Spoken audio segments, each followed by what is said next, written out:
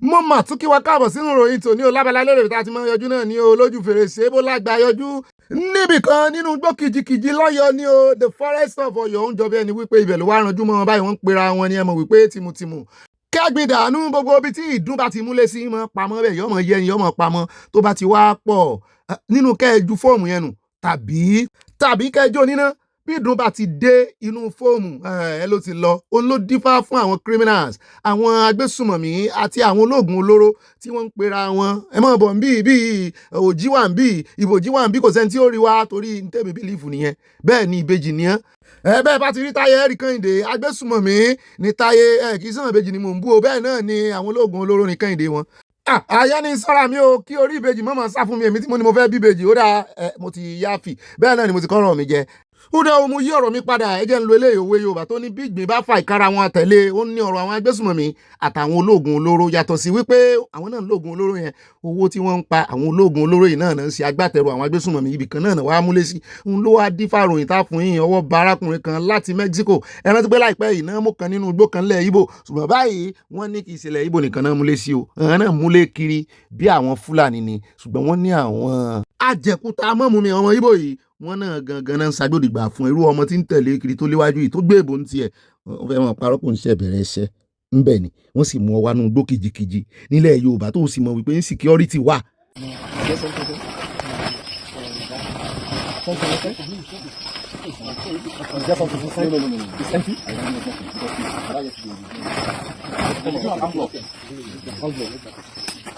àyà sí wọn náà kíyèsí ẹ̀ professionalism nìyẹn o láàrin àwọn NDLEA ó ń béèrè fún gloves torí ó ti kọ́kọ́ ń wò pé ó strange kó mọ fọwọ́ sí kinní lásán àwọn ọlọ́pàá yín ọwọ́ lásán náà fi sí náà fi wọn yẹ̀wò wọ́n ti sí dèrí ẹ̀ ṣùgbọ́n ẹ̀rí ó ń béèrè fún gloves ṣùgbọ́n wọ́n nígbà tí wọ́n máa tú iṣu désàlẹ̀ kòkò túlétúlé tọ́ bòkù lójú wọ́n ní oògùn olóró tán bá ń bẹ̀ wọ́n ló wọ́ ti 4 billion naira mo ní lélẹ́yìí tí àwọn ọmọ Mexico tán ti sí ojú sí Nàìjíríà yìí tó tún wá jẹ́nu oko inú abànà ń wọ́ ọlọ́kùn tí ẹ̀ sábà bí àwọn náà kọ́lé ibẹ̀ kẹ́ ti mọ̀ wípé nǹkan yan o àwọn wèrè yìí ó ṣeé ṣe kó jẹ́ pé àwọn náà ń ṣe agbódegbà àwọn náà ń ṣe sponsorship fún àwọn agbésùnmọ̀mí yìí o wọ́n ọmọ bára wọn ṣe o àwọn kàtẹ́ Mexico sì rèé ibi tán bá ti síjúlé ṣùgbọ́n lónìí náà á fún yín ní àwọn update kan lórí àwọn ọmọ tán jí gbé lọ ní Ọ̀yọ́ à ń gbọ́ wọn ní àwọn agbófinró ti invite ọba àlú yẹn lóríire wípé wọ́n ní kó wá sọ àwọn nǹkan kan àwọn kan gbé wọn ní wọ́n ti arrest ẹ̀ mú ní àgbọ̀pọ̀n arrest ẹ̀ o ṣùgbọ́n wọ́n náà invite wọn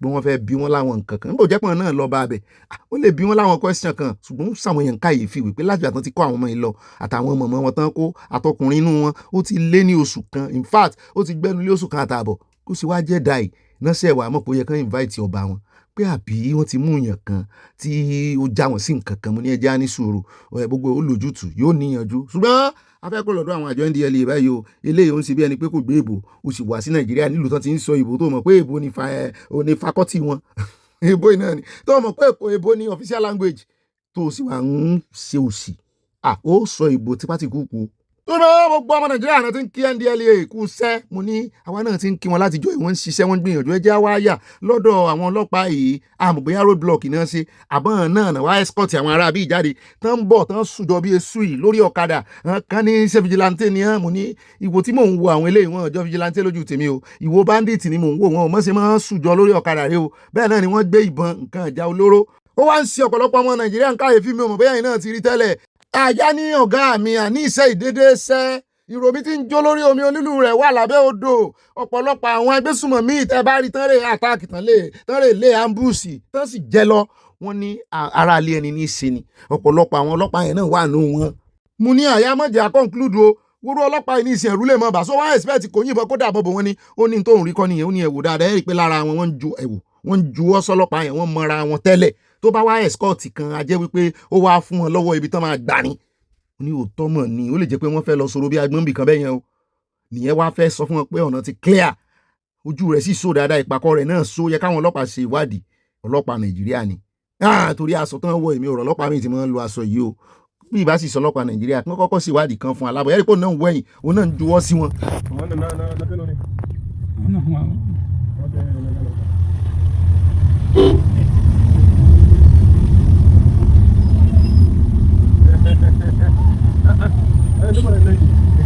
kai me yasa kake haka ne Aminu kai wani ma yasa kake haka ne Aminu Me yasa kake haka ne?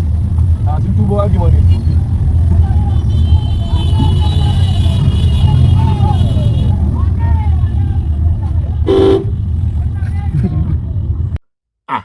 ó rẹ̀ jẹ́ kó ń bẹ́ o àròjọ́ musolókun ọmọ kan lọ́wọ́ tẹ̀ lórí òkè kan ń jọ bí ẹni pé lọ́nà Ìbàdàn ni iná bá fi gbé ta wípé ẹ wá wo bọ́n ṣe rí rèé à ń rí áńkásífù ámì lọ́wọ́ rẹ̀ ó ló ń bọ̀ látẹ̀kọ̀ mọ́tò já ń lẹ̀ ó wá ń rìnrìn àrè kiri àbọ̀ wá mú information ó wá lé surveillance. àdédé rí ni o ẹ dákun ẹ gbà wá lórílẹ̀‐èdè wa yìí o ìdí ìṣẹ̀lẹ̀ káàkiri rẹ o ẹ dákun ẹ má fura o ẹ̀yin ènìyàn ẹ má fura o bí wèrè ló múra wá o ẹ wá áńkásífù àwọn sójà lọ́wọ́ rẹ̀ ẹ wo pati nbẹtọ gbẹlẹwọ ọya nàgbà rẹ túgbà rẹ kalẹ̀ nàgàtìfù rẹ gbogbo tí mẹnu gbà rẹ rédíò ní kìnyọ ẹ wo tí fi ń parọ́ káàkiri tí mi náà yẹn jẹ ọ kọyọ nàgàtìfù ọwọ́ rẹ nàgàtìfù rẹ ẹ wo èyí là tó rí o lórí ilé gbọ́n ni o lórí ilé gbọ́n ló wá o ọ parọ́ láti polówó ti bọ̀.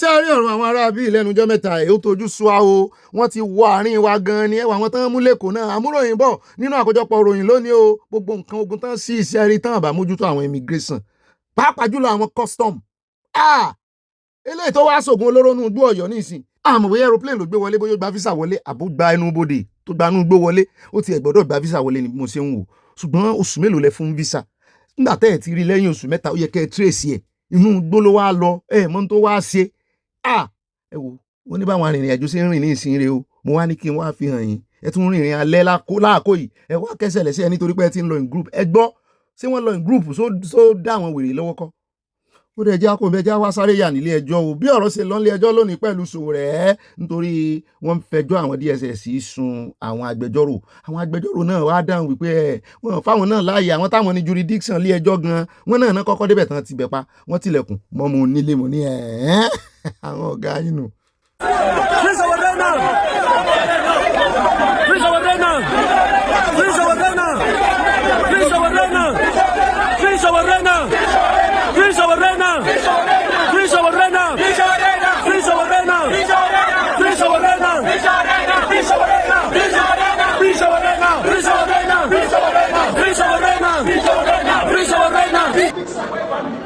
The lifetime of your parents will fix Nigeria. Before your parents exist, by the grace of God, Nigeria will be better. Are you proud of it? Are you proud of Nigeria today? You are not. You're in chains. You're in chains. I'm telling you, all in chains. This will never save you. Sowore is the person who can save you. And when they send you to that Sowore, use your number 6. Because that is your Messiah. That is your Messiah in human form. When I'm going to do like this because you are all weapons. My brother, and your family eating this money. And your family eating this money. Can your parents go to work? Can your wife and your kids afford school fees? They cannot. They cannot. But the necessary cost to apply on the issue of Sowore is uncalled for. And I will say it and I will keep saying it. We are not the problem of this country. Rather, we seek to be the solution. We seek to bring a Nigeria that will work for their parents before they exist. So people should stop all this and go for ridiculousness. People should always use number 6 so that they can. I want to go into something, so you must allow me. Whether now or you must allow me. That's the thing. Please let me go past your stand. You must allow me. Yeah. Nigeria.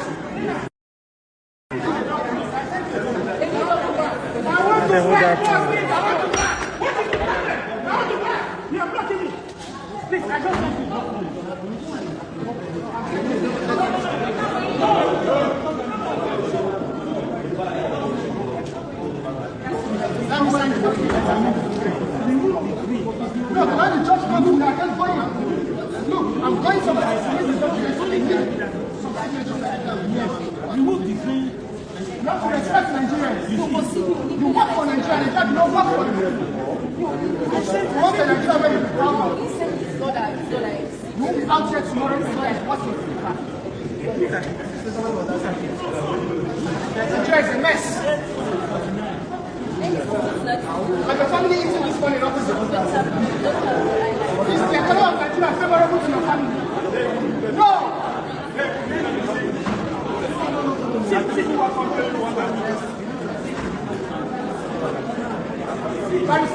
Go to the platform. Let's go to the platform. You need to print it. It's very important. So that we find. Go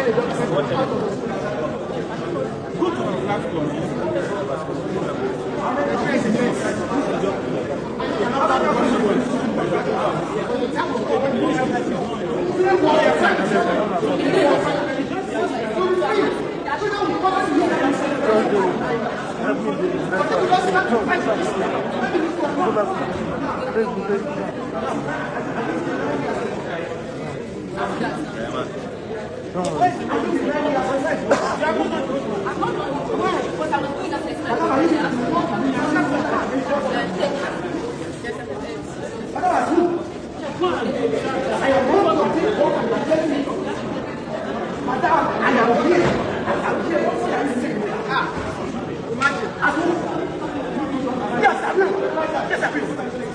Yes, I will. I'm a lawyer as well. Stop that. I'm a counsel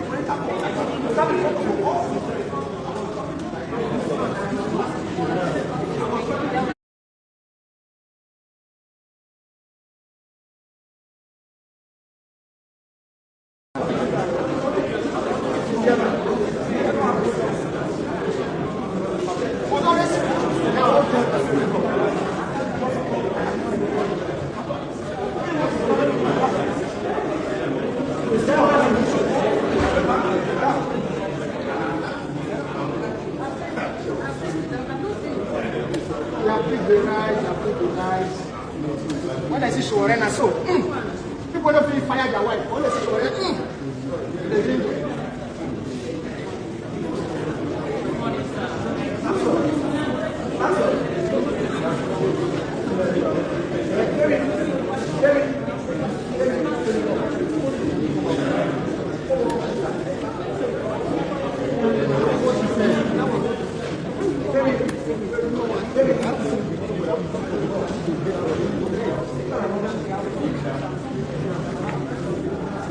that's Nigeria. The mess and the failed system. And the instruments they use. You should know that if I drive better to them, not in front. Going after people who have done nothing. We have been in offices, enjoy the same AC. Those who have ordered this money. I will speak truth to you. Not the lawyer, until the lawyer takes his time, take his seat. Nobody is permitted to sit down. Whether you are a defender, whether you are a security officer, whether you are a economist,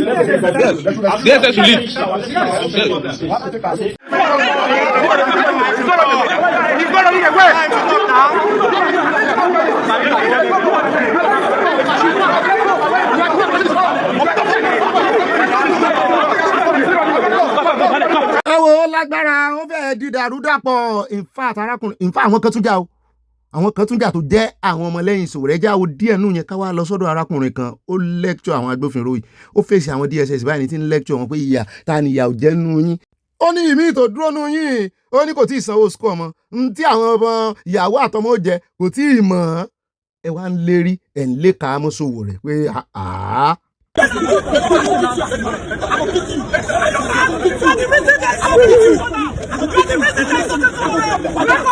wọn náà lẹ́sìn bí wọ́n tó ń pèpè ránṣẹ́ síra wọn tán ní kí Ògún pa Ògún bù lẹ́sẹ̀ Mama P àti kan lára àwọn ọmọlẹ́yìn Sowore nìyẹn. Meanwhile Ọ̀gbẹ́ni very dark man dẹ́ kìlọ̀ lánàá ó sì fídíò kan lánàá wípé tán bá máa lọ bá Sowore lónìí nílé ẹjọ́ wípé kán wà wá àwáwí o pé kàn náà bí ewu ara wọn ìsinmi wa ní DSS jẹ́ kó wọlé kíní kan wọ́n ní kàn ọmọlẹ́yìn rẹ̀ náà kàn mọ́ rè constitute nuisance. ṣùgbọ́n kàkà tán fi gbọ́ wọ́n ní ṣe náà ń bú VDM ti wá ṣe fídíò mi báyìí ó ní sóhun sọ àbóhun ò sọ sọ́nà tó fẹ́ gbèjà yín náà rè náà ń bára wọn jà ṣùgbọ́n ibẹ̀ ń kọ́ là ń lọ ẹja lọ síbi tí wọ́n ti lecture àwọn agbófinró Ọ̀gbẹ́ni yẹn àkìláyà bí ìbọn ni ó dúró wájú wọn báyìí ni ó sì bọ́n sòótọ́ ọ̀rọ̀ mo sì mọ̀ pọ̀ ọ̀rọ̀ yẹn máa wọnú etí wọn.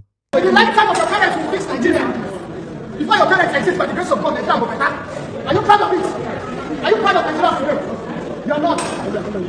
The chains. I'm telling you, all the chains.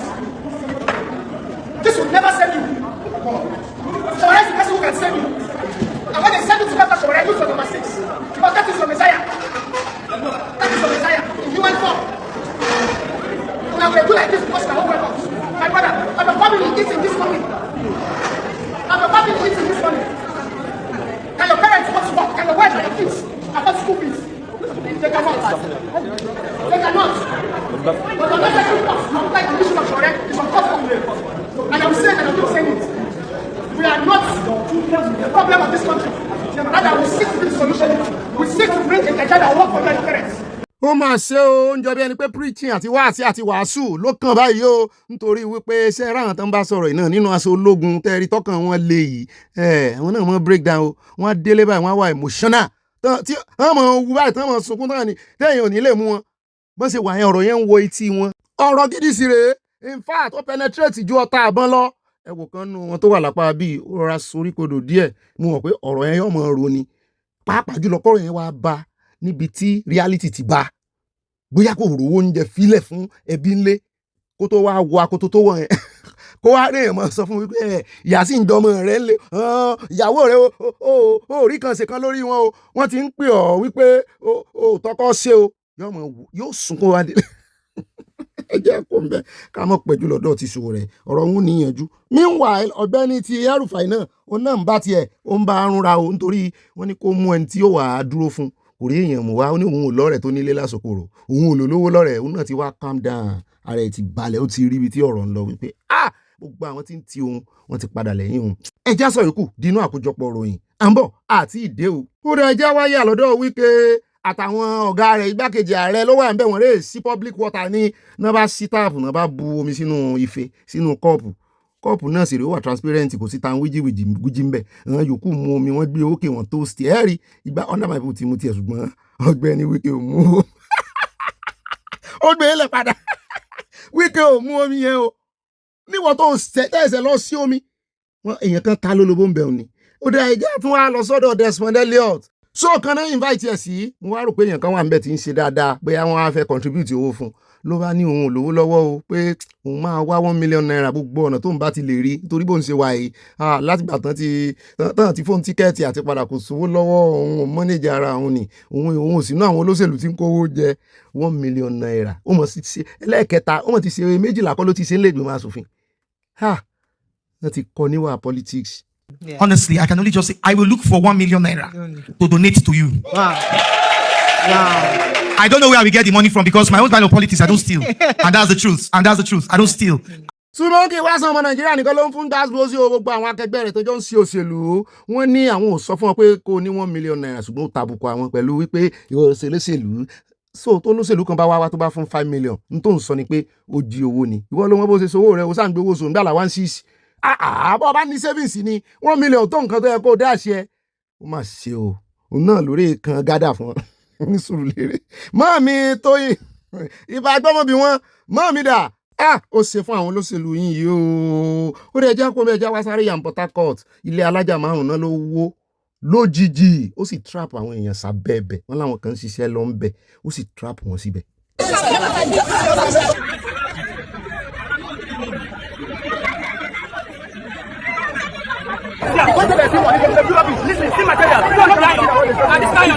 Abẹ́rí kọ́lọ́mọ sọ wa ní o ilé òní wó pa kankan nù wa o Nàìjíríà nínú ewu sá ewu lọ́tún ewu lósì òun náà lòdì fáfárábìnrin tẹ́ ń wò yìí òun ilé rẹ̀ owó oṣù mọ́ landlord ló sọ di bó ṣe dà báyìí o ó lóun gbalé ní millions of naira lòun gbà á ẹ má ti rí lẹ́yìn náà yóò ti mọ̀ wípé ẹ ń gbàdúrú léyìí kò lè mọ̀ gbà lówó ribiribi ṣùgbọ́n kí ló ṣẹlẹ̀ gangan ó ní òun ṣe gbalé kò ìpẹ́ o ní landlady ló léun síta ẹ wá wo bóun ṣe ṣẹ́rin gidi ilé torí jákujàku ń ta fúnra rẹ̀ ló fọwọ́ ara rẹ̀ bá gbogbo kìíní ẹ̀jẹ̀ bẹ́yẹn o ohun tó tún ṣe síbẹ̀ rèé o gbogbo bó ṣe tún ṣẹ́rin gidi rèé ohun tó fẹ́ mọ̀ sí bẹ̀ rèé o. ní landlord bá dé ó lóun fẹ́ wọlé òun fẹ́ tún lé nǹkan ẹ mọ̀ yẹn lẹ́nìkan bá yín fi rẹ́ǹtì àmú ní landlord yẹn ìkànnì àfi tó bá jẹ́ wípé kò mọ̀ bóyá àwọn kan náà rí pé ilé ṣí sílẹ̀ tán lọ ṣe kùrùkẹrẹ pé àwọn ó ṣe jẹ́ǹtì náà sáré lọ fi rẹ́ǹtì bóyá wọn kò dọ́dọ̀ landlord náà nínú bí wípé ẹ gbọ́wọ́ yín rèé di ẹ́jẹ̀ǹtì rẹ mú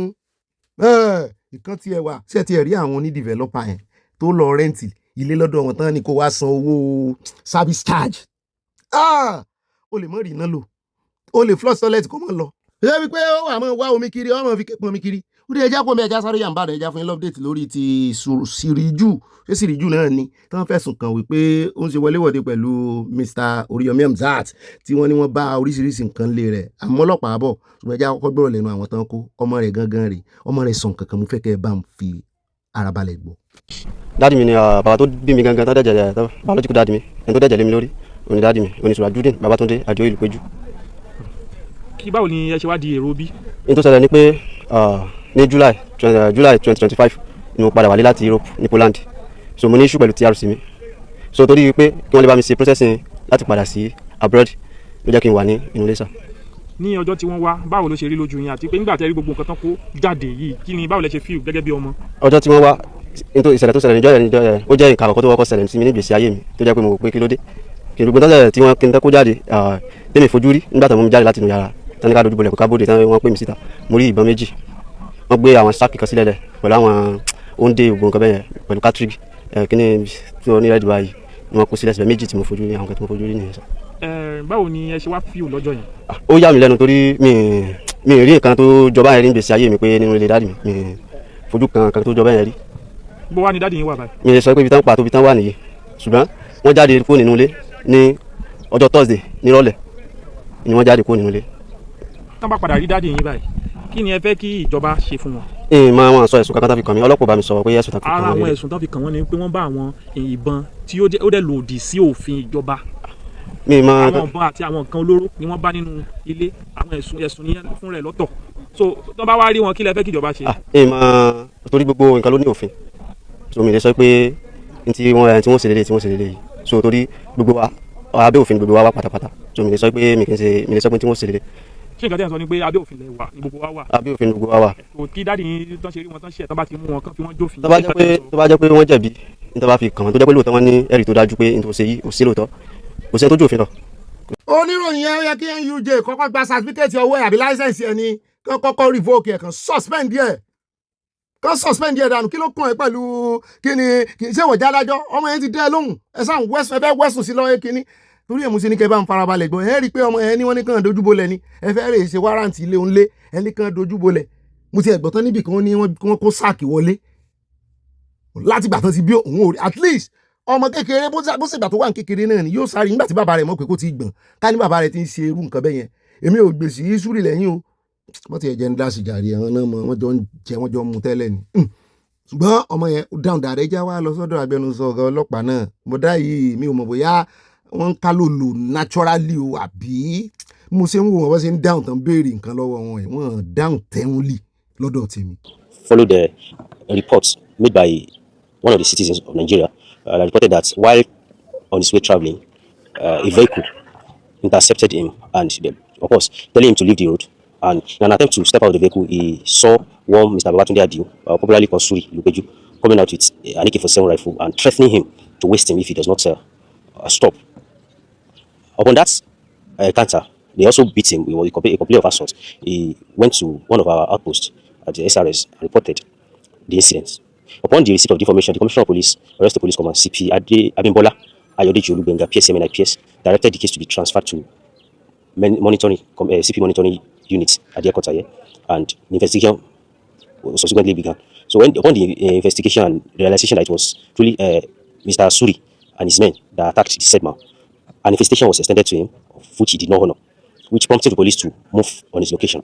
And upon getting to the location, the man eloped into the tin here, and his house was thoroughly searched. Upon the searching of his apartment, some of these weapons here were discovered from his apartment. At first, when the house was searched, 4 arms, ammunition, and assorted criminal charms were discovered in his apartment, properly covered, and the area was forensically swept.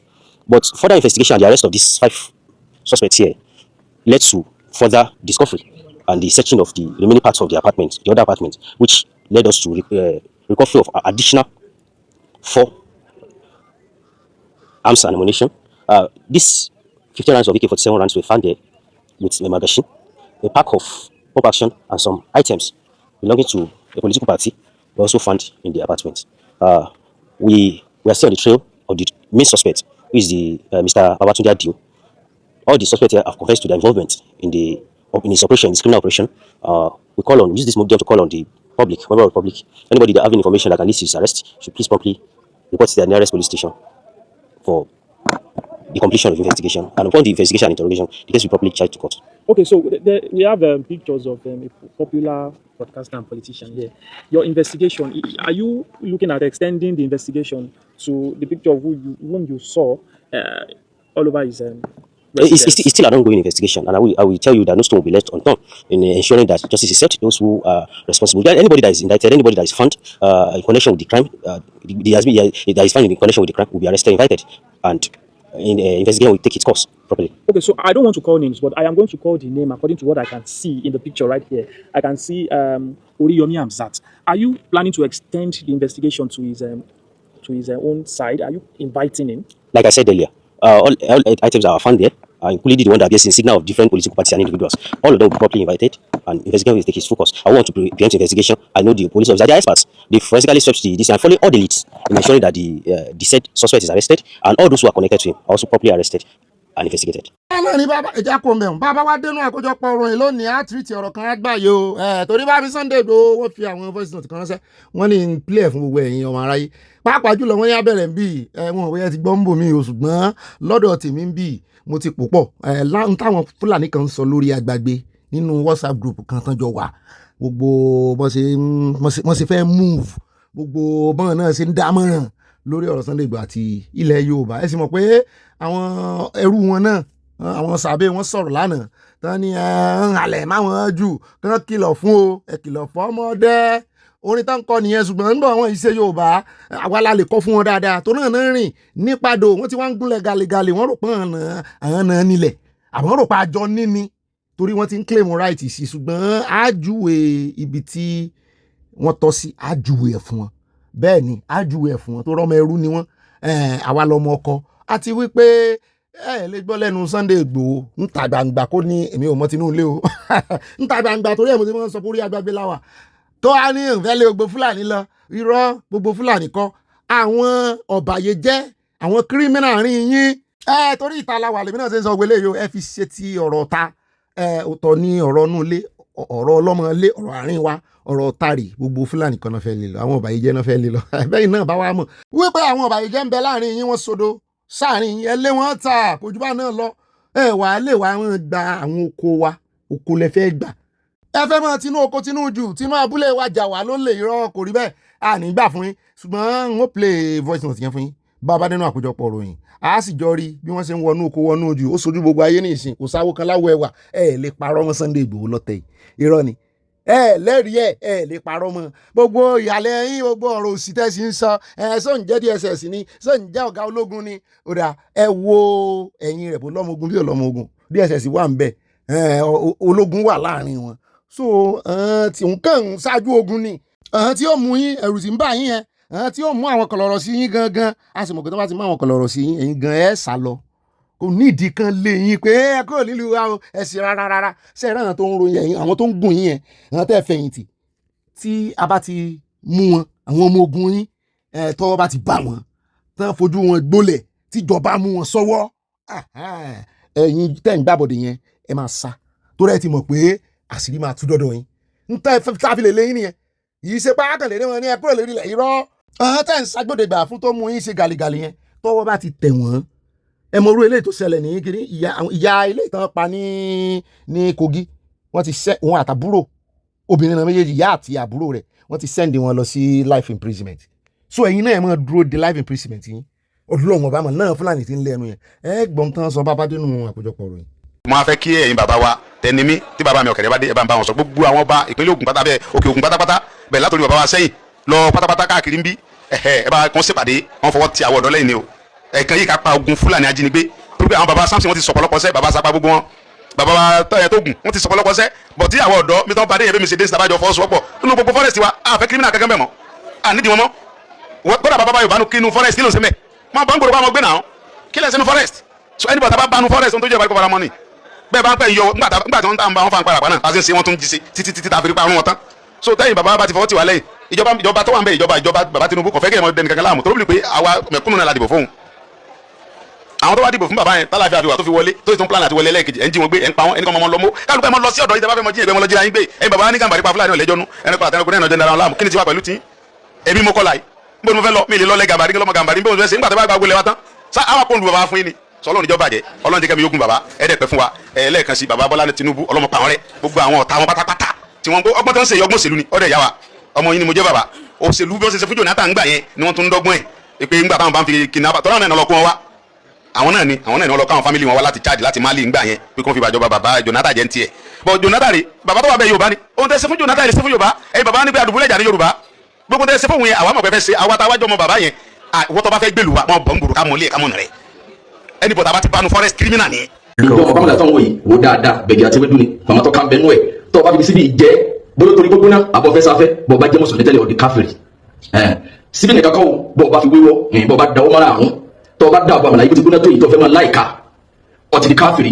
alábala lẹ́rẹ̀fẹ́ ẹja fi lè káde gbogbo rẹ̀ ńlẹ̀ helicopter tẹ̀ ń wò yìí àwọn ọmọ Ìgbò pàápàá jùlọ tó máa ń ṣe program ọ̀pọ̀lọpọ̀ wọn ti gbé kiri wọn ní helicopter turkey ni wọn náà wá fi kó nǹkan fáwọn bandits àwọn agbésùnmọ̀mí kò rí bẹ́ẹ̀ o bó bá rí bẹ́ẹ̀ á sọ fún yín o àwa náà ti ń ranjú mọ́ turkey tipẹ́ ṣùgbọ́n kò rí bẹ́ẹ̀ helicopter tẹ̀ ń wò yìí nígbà tá a sá sí orí ẹ̀rọ àgbàgbé simple way tẹ́ lè fi mọ tẹ́lẹ̀ tẹ́yìn náà lè fi mọ confam nǹkan ni wípé AI ti wà lórí Google AI ó wà lórí WhatsApp gan tẹ́ ń lò AI ti wà ń bẹ̀ ẹ kàn gbà sí ẹ lè screenshot ẹ tàbí kẹ́ ẹ mú orúkọ tó wà ní ara ẹ̀ helicopter tẹ́ ń wò Russia ló ṣe o kò ní nǹkan kan ṣe pẹ̀lú Turkey o registration number tán kọ sí lára ẹ̀ in fact model number ẹ̀ gangan wọ́n pè ní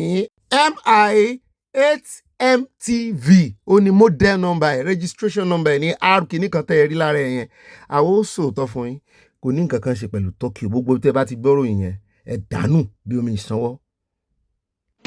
Ìgbòho Sunday òòṣà èèyàn kan bí ẹgbẹ̀rún ẹni. Ìgbòho Sunday òòṣà èèyàn kan bí ẹgbẹ̀rún ẹni. Àyànfẹ́ Olódùmarè àkàndá ọmọ májà sọ́lá. Ìgbòho Sunday òòṣà èèyàn kan bí ẹgbẹ̀rún ẹni. Àdìsá Akínfìmíhàn akọni ọkọ̀ àwọn ojó. Ìgbòho Sunday òòṣà èèyàn kan bí ẹgbẹ̀rún ẹni.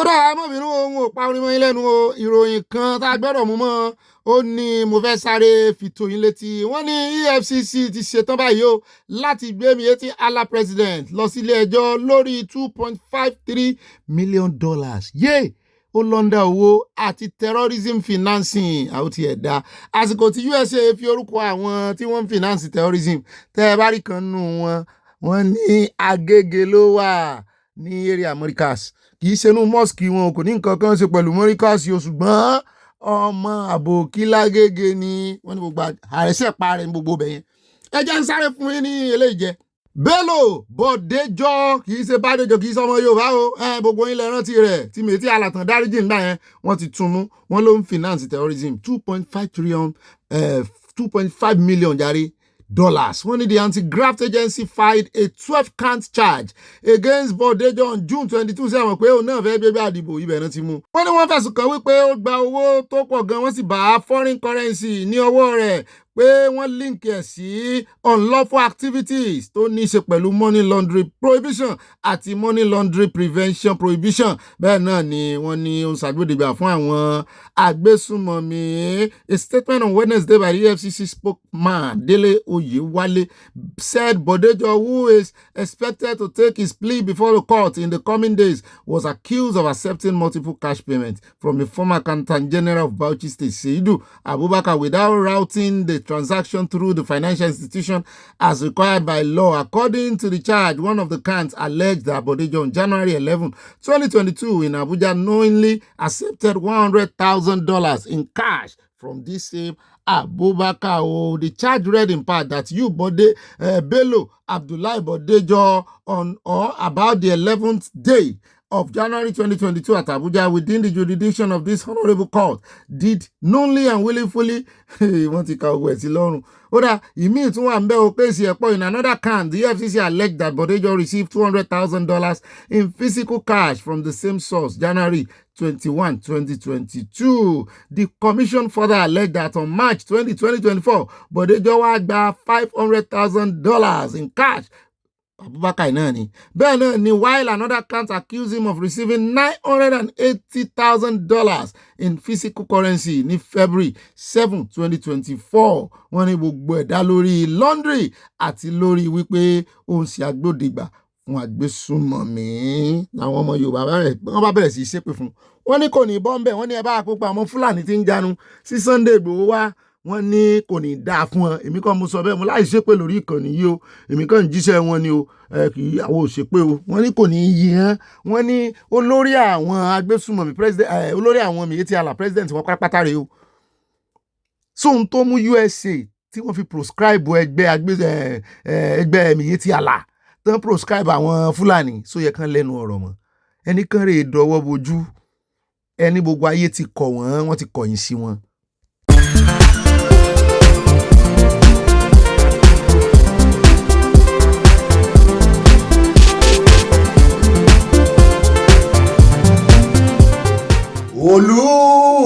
Olúwa o Jésù o. Olúwa o. Mo more. Ibi ó bá mi dé lónìí o, àánú ńlá ni o. Àánú àtorí ọ̀fẹ́ ń tiwa. Olúwa o. Olúwa o. Amore. Ibi ó bá wa dé lónìí o, àánú ńlá ni o.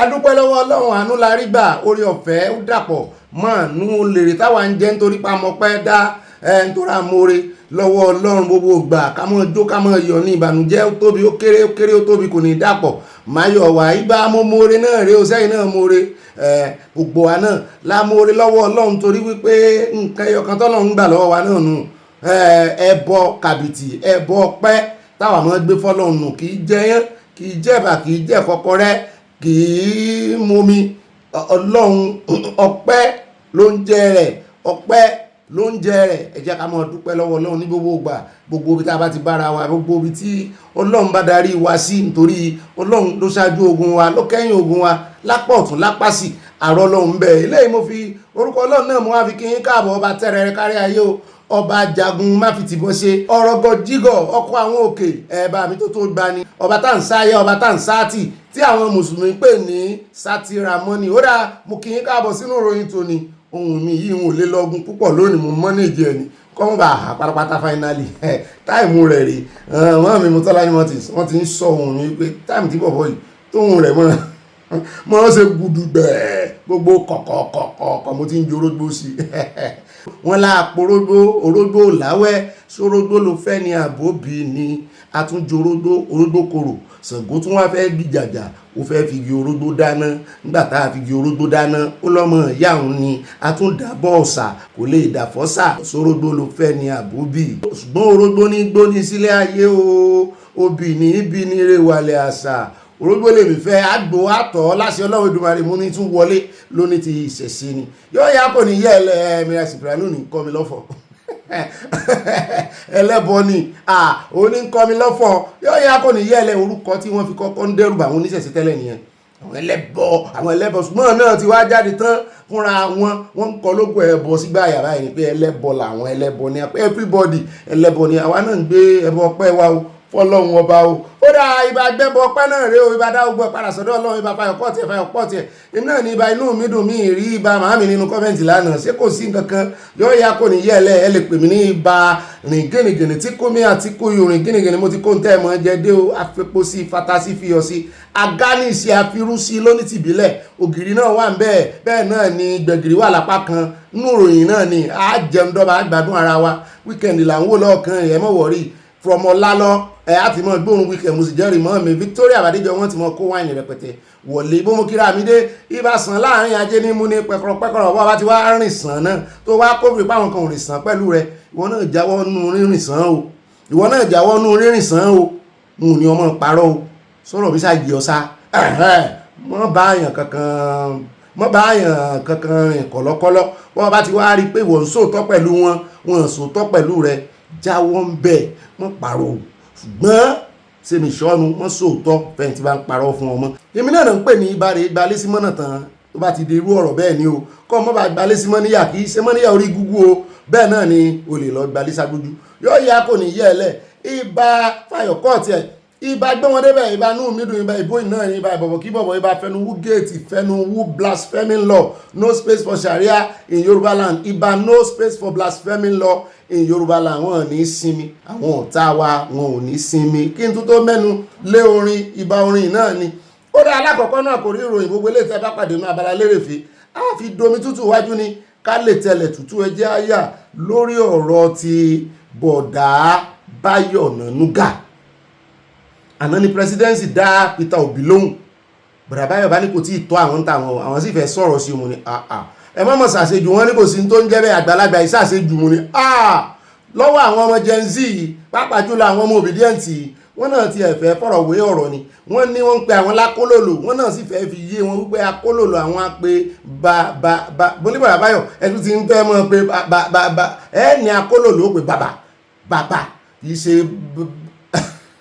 ọmọ Gen Z ti fẹ́ mọ́ fi wọ́n ṣe yẹ bọ̀dá Báyọ̀ náà bá lanu kótó wọ́n ní kì í ṣe torí Òbí nìkan náà ṣe wá wọ́n ní Òbí tó ń ràn ọmọ Nàìjíríà tó fẹ́ tì wọ́n kọlu olódòdẹ wọ́n ní ọmọ Nàìjíríà tẹ́bí ń padà kó wá fi hàn wọn àti pé ebi yẹn tó ń pa àwọn ọmọ Nàìjíríà kó invite ẹ̀dá ní o mo ní bọ̀dá Báyọ̀ lè tẹ́ sọ yìí kò lẹ́sẹ̀ ńlẹ́ o ebi ń pa ọmọ Nàìjíríà o èmi náà ẹ̀rí pọ̀ o àmọye tó ń bọ́ lápò wa o àwátá àwọn diaspora o sílé o ó ti kọjá bẹ́ẹ̀ o à ń gbójú ní nísìnyí o tí wọ́n mọ wo kọ́ọ̀lù ràn báyìí tí wọ́n ò ní gbé bọ̀dá Báyọ̀ ẹ̀ mọ́ sọ ẹ̀ wọ́n láwọn ó sọ wọ́n ní àwọn ọmọ táwọn ti fẹ́ sọ mu ní ẹ sì jẹ́ àwọn tó ti nífẹ̀ẹ́ yín tẹ́lẹ̀ ẹ fẹ́ kan wọn èètì yín kan mọ́ kórìíra yín wọ́n ní rárá wọ́n náà tàwọn wọ́n máa mọ ìtumọ̀ ọ̀rọ̀ táwọn ń sọ bàbá tí wọ́n kó ń bẹ̀ tàn áyà lọ́dọ̀ bàbá Sunday Igboho bá mi Sunday Igboho sàyọ́yẹ̀ kò ní yẹ ẹ lẹ̀ mo rọwọ́ yín bẹ́ẹ̀ náà ni àwọn fọ́nrán tẹ̀tì sí mi á lò lónìí àwọn ohun wọ́n ní fi jíṣẹ́ fún gbogbo ẹ̀yin ọmọ kóòtù òjìrè ọmọ Yorùbá gidi ni o ojúlówó ọmọ Yorùbá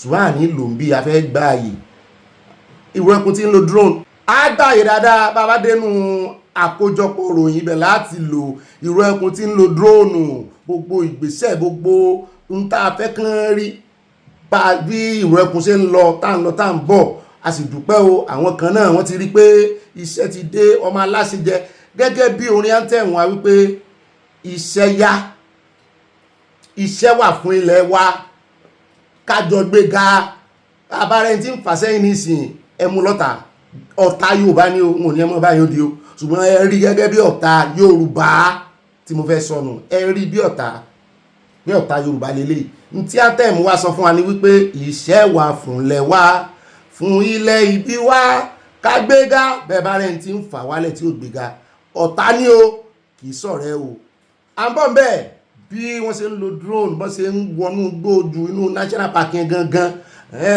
Ọlọ́run àwọn nǹkan míì wà tá a lè sọ lórí agbègbè àti àwọn ọmọ Fúlàní tán náà ń pariwo tí wọ́n ń jam talk tán ní àwọn sẹ́ẹ̀rí pé Sunday Igboho fẹ́ declare ogun fún wọn ni àwọn náà ti ṣe tán àwọn ọmọ Fúlàní ilẹ̀ Yorùbá ni o wọ́n wá ń retí káwọn àgbààgbà ilẹ̀ Yorùbá sọ̀rọ̀ wọ́n láwọn náà ń retí kan sọ̀rọ̀ wọ́n wá sọ̀rọ̀ tá a lè rò pé máa gbèsè lẹ́yìn ẹ̀yin àtọ̀húnrìnwá ẹ̀yin lẹ́pẹ́ ẹ̀yin sojúlówó ọmọ Yorùbá ọmọ ẹ̀yin sọ ọmọ ọkọ máa lè ní sẹ́ẹ̀mọ̀ túmọ̀ ẹ̀ ni inú Nàìjíríà làwọn jọ wà ó èèyàn kan ò lágbára láti fún àwọn ní ultimatum lórí ilẹ̀ bàbá wa kò ì jẹ́ ti tọmọ tọkọ tọmọ àlè kò tẹ́ ẹ̀ sọ máa gùn sókó ọmọ àlè ọmọ ọkọ ló lóko àwa làwòrán wa ràn tuntun wá jẹ́nu national park wa kò ní yẹyin à ń bá wá pè gbogbo fọ́nrán wọn o báà mi wọ́n jíṣẹ́ yín o báà mi ló ní jíṣẹ́ ilé fún yín o personally ó dáa mo mọ̀ kọ́ mọ̀ wà bá ń pe sọ́mọ èso jíṣẹ́ mi ẹlẹ́ẹ̀kẹta ń bẹ̀ áyà ní ìròyìn tá gbé lánàá lórí àwọn nǹkan ogun tírélà tàn mú wọ́n mọ̀ tírèsì ẹ̀dọ̀dọ̀ MD kan mọ̀ ní MD bank mo lọ́rọ̀ yìí ò yé mi o àyá náà ní ò tí yé wọn ni a lò nù àkójọpọ̀ ròyìn ká lè jọ wò pọ̀ àwọn nǹkan kan wà téèyàn bá ń dá wò ó mọ bọ́rin sí èèyàn ó lè mọ́ tètè yé èèyàn bá a bá jọ kọ́ orin tá a jọ wò pọ̀ tí mò ń rí yín tá a jọ ń dọ̀wẹ̀ kẹ́ta ń jẹ gbúgbúrú olóyin yóò jọ yé a èmi ò mọ tí olórí MD olórí báǹkì fẹ́ fi àwọn nǹkan ogun ṣe o. bẹ́ẹ̀ ni bàbá tí kò ń bẹ̀ tán á yà lórí ọ̀rọ̀ ti Ọ̀gbẹ́ni El-Rufai wọn mọ̀ fún bẹ́ẹ̀lì o èyí tán ti fún tẹ́lẹ̀ náà wọ́n revoke ẹ o bẹ́ẹ̀ náà ni ẹjọ́ wiretapping wọ́n ní àwọn prosecutor DSS wọ́n ti close the case láwọn iye kan rẹ̀ bá ń dunnú pé ẹjọ́ ti tán o mo ní ẹjọ́ ṣe bẹ̀rẹ̀ ẹjọ́ wo ló tán mọ̀ tí wọ́n bá rán close the case ni wọ́n ti gbogbo ẹ̀rí tán nílò láti mú wá wọ́n ti mú wá wọ́n ti close the case lọ́dọ̀ táwọn wípé àwọn ò ní nǹkan kan táwọn fẹ́ yọ kúrò ńbẹ̀ tàbí táwọn fẹ́ fi kún mọ́ ẹ bẹ̀rẹ̀ case lẹ́kùnrẹ́rẹ́ ní pẹrẹwu káàyà case bẹ́lẹ̀ kó bẹ́ ṣeré ṣùgbọ́n ẹrùfà iná wá ní àwọn agbẹjọ́rò rẹ̀ ó ṣeé ṣe kó jẹ́ wípé ẹjọ́ no case náà fẹ́ fáìlì báyìí ṣùgbọ́n ó lóun wò rárá gbogbo ibi tán ní kóun wá ọ̀rẹ́ ẹ̀hún sí tó nílé ní Maitama kó lè wá ṣe onídùúró òun póun ò lónídùúró ẹ ṣàánú òun lọ́rẹ̀ẹ́ tó lówó lọ́wọ́ tó lè kọ́lé tàbí kóra lé sí Maitama tàbí Asokoro l'Àbújá mo ní tiẹ̀ bọ̀ nídìí èyí kò rébi kankan wọ́n mú padà sákàtà wọn ni yóò jẹ́jọ́ eléyìí à ń bọ̀ ń bẹ́ẹ̀ á fún lẹ́kùnrẹ́rẹ́ ìròyìn rẹ̀ bẹ́ẹ̀ náà láyà lọ́dọ̀ ọmọ olódòdẹ pé mítìn pàjáwìrì lórí ọ̀rọ̀ gáàsì wọ́n ní gáàsì gbogbo gbèsè táwọn ti gbé ibi pẹlẹbẹ lọ́bẹ̀ rẹ̀ ń fi lélẹ̀ bọ́n ṣe ń jù sókè ń gbagba ṣe ní fẹ̀gbẹ́ lélẹ̀ gbogbo làálà àwọn kọ́ ọmọ Nàìjíríà náà kí inú wọn lè dùn kán tiẹ̀ lè yin àwọn wípé gáàsì ti wálẹ̀ o àwọn ò mọ̀ rí ṣe kí ló ṣẹlẹ̀ wọ́n bá pọ̀gá ológun ọ̀gá DSS ọ̀gá ọlọ́pàá làyà bá ń wò mí náà ń wà yá mo ní sanfẹ́ mú afẹ́fẹ́ ni nǹkan ìmáfẹ́fẹ́ ṣé àwọn ọ̀gá ológun lẹ́fẹ́ wá dé sí afẹ́fẹ́ gáàsì wọ́n lọ́rọ̀ òye mi wọ́n ló nídìí tán ṣe pé wọ́n mo ní bóyá ti bọ́wọ́ àwọn báńdíìtì ń bẹ̀ sàn kan ní jo gáàsì ni sàn kan ní wọ́n ń blaspheme gáàsì sàn kan ló wà ń díẹ̀ tí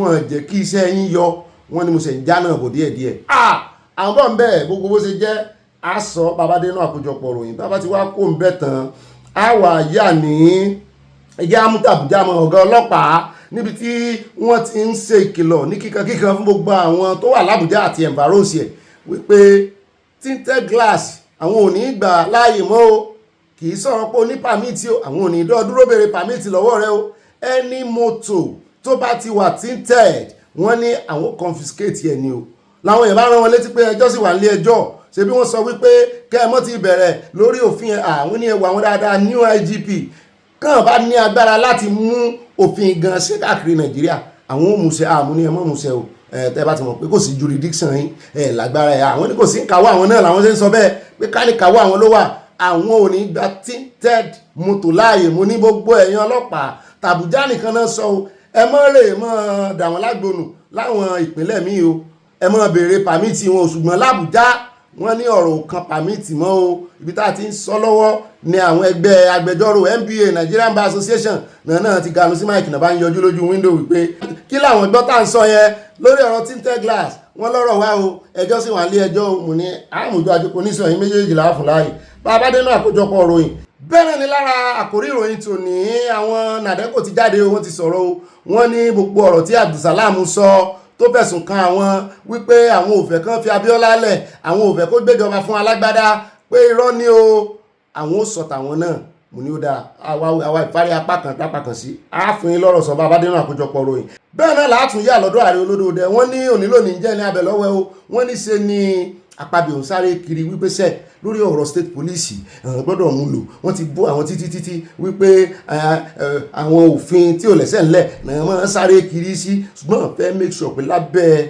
kíní àwọn kan tó parí kó tó di pẹ́ election day àwọn ṣe state police wọ́n ní wọ́n gbáwájú gbẹ̀yìn bẹ́ẹ̀ náà ló ń pe àwọn senate wípé káwọn náà tètè mú ìlérí ṣẹ Ààrẹ Olódòdẹ ti sẹ́ndì bíìlì sáwọn gbogbo bọ́ọ̀rọ̀ bá ṣe jẹ́ lórí ẹ̀ à ń bọ̀ lórí ẹ̀ lónìí náà ni kò ní dọ́là ó dá o àníri bẹ́ẹ̀ lọ́nu àwọn àkórí ìròyìn wa bá dénú àkójọpọ̀ ìròyìn àfẹ́ lójú àti fẹ́ wẹ̀yẹ o abẹ́ ṣe pàkà ajá ọkọ̀ sọ́n capital letter no space for Sharia in Yoruba land no space for blasphemy law in Yoruba land bá ṣe mọ́ díjú nígbà táwọn kékeré nù àwọn ti fẹ́ wẹ̀yẹ àwọn eré kékeré táwọn sí àwọn díjú síra wá sórí kékeré mo rántí ó yá ẹ sọ pé mo ṣin olóòṣà ẹ ṣe olóòṣà sínú ẹ sọ wípé Kétu Alápẹ̀rẹ̀ pàdúpò ẹni Kétu Alápẹ̀rẹ̀ oyin sí Ìkòròdú lẹ́yìn fẹ́ pé ó dáa Ìjọra lẹ fẹ́ pé Bádíà ó dáa o Island lọ́nlọ́n Lẹ́kì Agúngi ìrọ̀ ẹ̀mọ́ pàgùngì o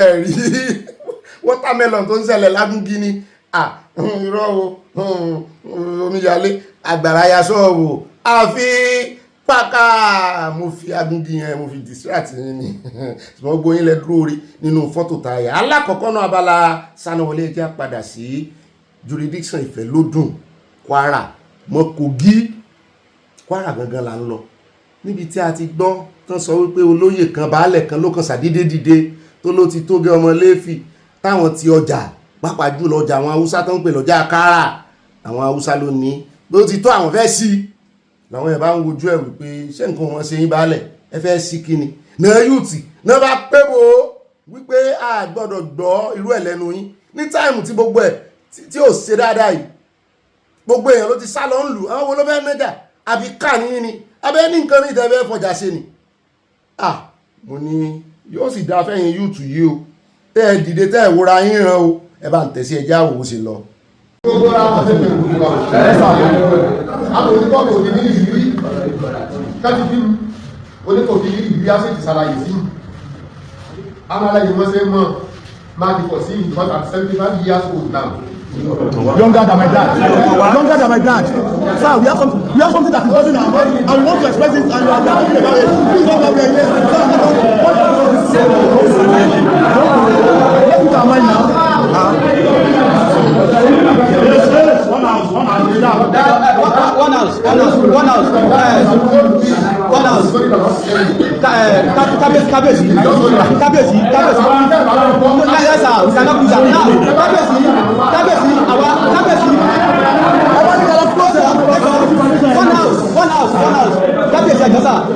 We do respect sir. Àwa yìí. So ẹ máa kọ́ permit wa láti sọ̀rọ̀ láti lójú ìgbà. Ẹ sà no because now ẹ sà ẹ sọ̀rọ̀ one house because express ẹ̀fẹ́ sọ fún wa sí pé 75 years now àti ẹ̀ tí gbọ́n kẹta fẹ́ sọ kẹtọ́ fẹ́ sọ express mi fún wa. Yes we pledge it but we need to speak. Ẹ jọ jẹ́ ká sọ̀rọ̀ náà sà so tá bá sọ tán now ẹ wá nǹkan tá wá sọ then now she will. That's how it's supposed to be. So there are one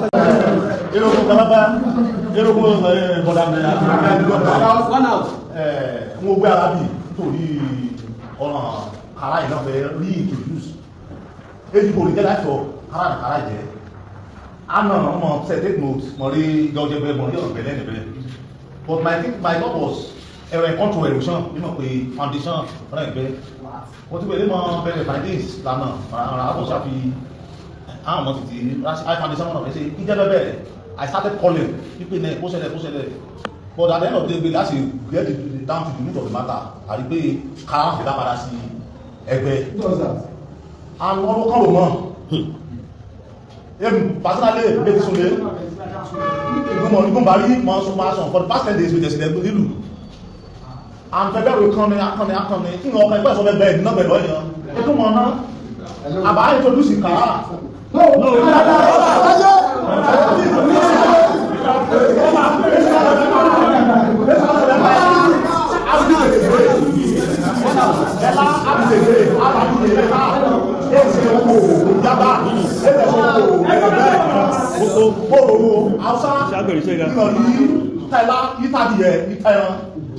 àbáfà ti sí livestock ìbẹ̀ títà sílẹ̀ lẹ́sà kó wá ìnà náà rí lẹ́sà rà àpẹ́ ọ̀fún náà ti rà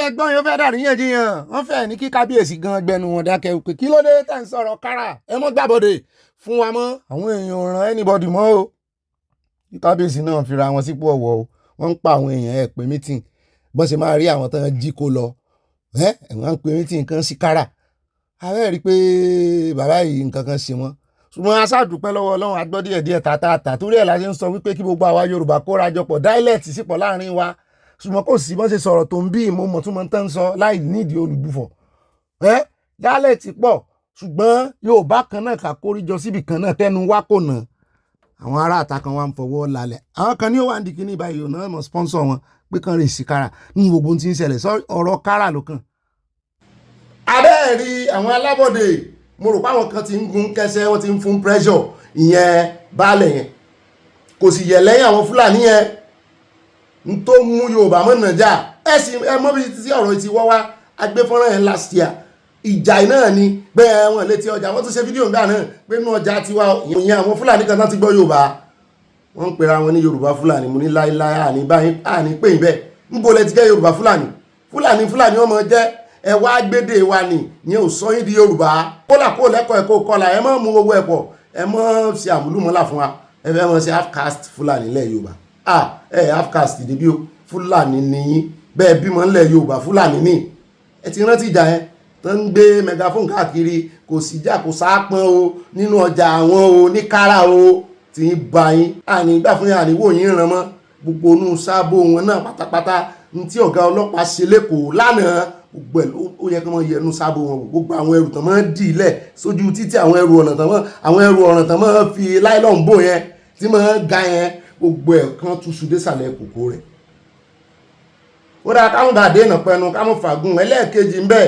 ẹjẹ́ wáyà ní ọ̀dọ̀ ẹjẹ́ wáyà lọ́dọ̀ chairman ẹgbẹ́ APC lẹ́dọ́ ó rìnrìn àjò jàre ó rè bá àwọn akẹgbẹ́ rẹ̀ tó wà lẹ́kìtì ẹwọ̀n kan dìbò lẹ́kìtì níjọ́ sátidé ó lóun kọ́ wọ́n rè bá ṣe fẹ́fẹ́ yẹ̀yẹ̀ fẹ́fẹ́ rìtì pé ọ̀rẹ́ sọ́pọ̀tì ẹ̀ pé awo ní gbáwo ń gbọ̀wọ́ o torí báwo bá gbáwo ń gbọ̀wọ́ awo atẹ́ awo àfàyà wípé awo ìṣèṣì ọ̀gbẹ̀rì náà ṣe lọ ọbẹ̀ ó ní òun ò tí kò ń bẹ̀ tóun ti ń rí àwòrán kan níbi tóun ti wọ jákẹ́ẹ̀tì tán sọ pé òun rè ṣe observer pé INEC observer lòun pé wọ́n fẹ́ mú òun lòun bá ti bí ìsàná kíyèsí oògùn pé òun ò rè observe kankan kò sí tó kàn òun o pẹ̀lú ọ̀rọ̀ INEC ẹlẹ́yìn ọmọ ẹgbẹ́ òṣèlú lòun òun ní sẹ́àmà ẹtì rántí rẹ̀ tí ó dà kó búra báyìí tí wọ́n lu túra tó ń halẹ̀ mọ́ Káyọ̀dé Peter Obi lọ́jọ́ sí tí wọ́n sọ àwọn ọ̀rọ̀ kòbákùngbé kọ̀ọ̀kan báyìí ọ̀rọ̀ rẹ̀ mọ́ kọlugi kọlọ̀pẹ́ ni ó ní AI ní o ṣùgbọ́n ó lọ sí Èkìtì ó lòun lọ lóòótọ́ ṣùgbọ́n àwòrán yìí bó ló ṣe wá jẹ́ AI ó ní bá ṣe bí nínú o ó ní orí agbágbé lòun ti rí o lọ́dọ̀ Mèláyè pé Mèláyè ó sì yóò jẹ́jọ́ rẹ̀ o ibi tó ti rí yóò wà produce ẹni tó fún un ní picture yẹn torí kò sí gbà kankan tó ń fi wọ aṣọ INEC pé kán mú fọ́nrán rẹ̀ jáde kán mọ̀ wulẹ̀ mú picture pé fọ́nrán mo ní wọ́n lè fi AI náà ṣe fídíò ẹ bá ń tẹ̀sí ẹja gbọ́ àròyé rẹ̀. You were in Ekiti? Yes, I was in Ekiti. Okay, so what happened in Ekiti? We've seen pictures of you on INEC accredited jacket for observers, election observers. Anyway, what brought me to Ekiti? We have a forum of APC state chairman all over the country, and we all agreed that in any standalone election, we have to go give support to our fellow chairman in that election. That was how I got to Ekiti, not to monitor election or whatever. So what you saw on the internet is a creation of AI, and you know that these opposition people they know how to do that a lot. So I think it was AI, it was not me. Okay, so you are putting it on full authority that you were in Ekiti, but that you were not in any way accredited by INEC as an election observer, and you did not participate as an election observer. I was never accredited, and I have never been accredited. It's clear AI, and they are fond of doing it, and they will continue to do it. And AI is going to cause problem for everybody in this country. Have you been able to track the root, the origin of this AI? I'm sure our producer will put that picture of the supposed picture. Look at it. Yeah, the first place I saw it was on Dino Melaye's handle. And you know Dino Melaye is fond of things like that.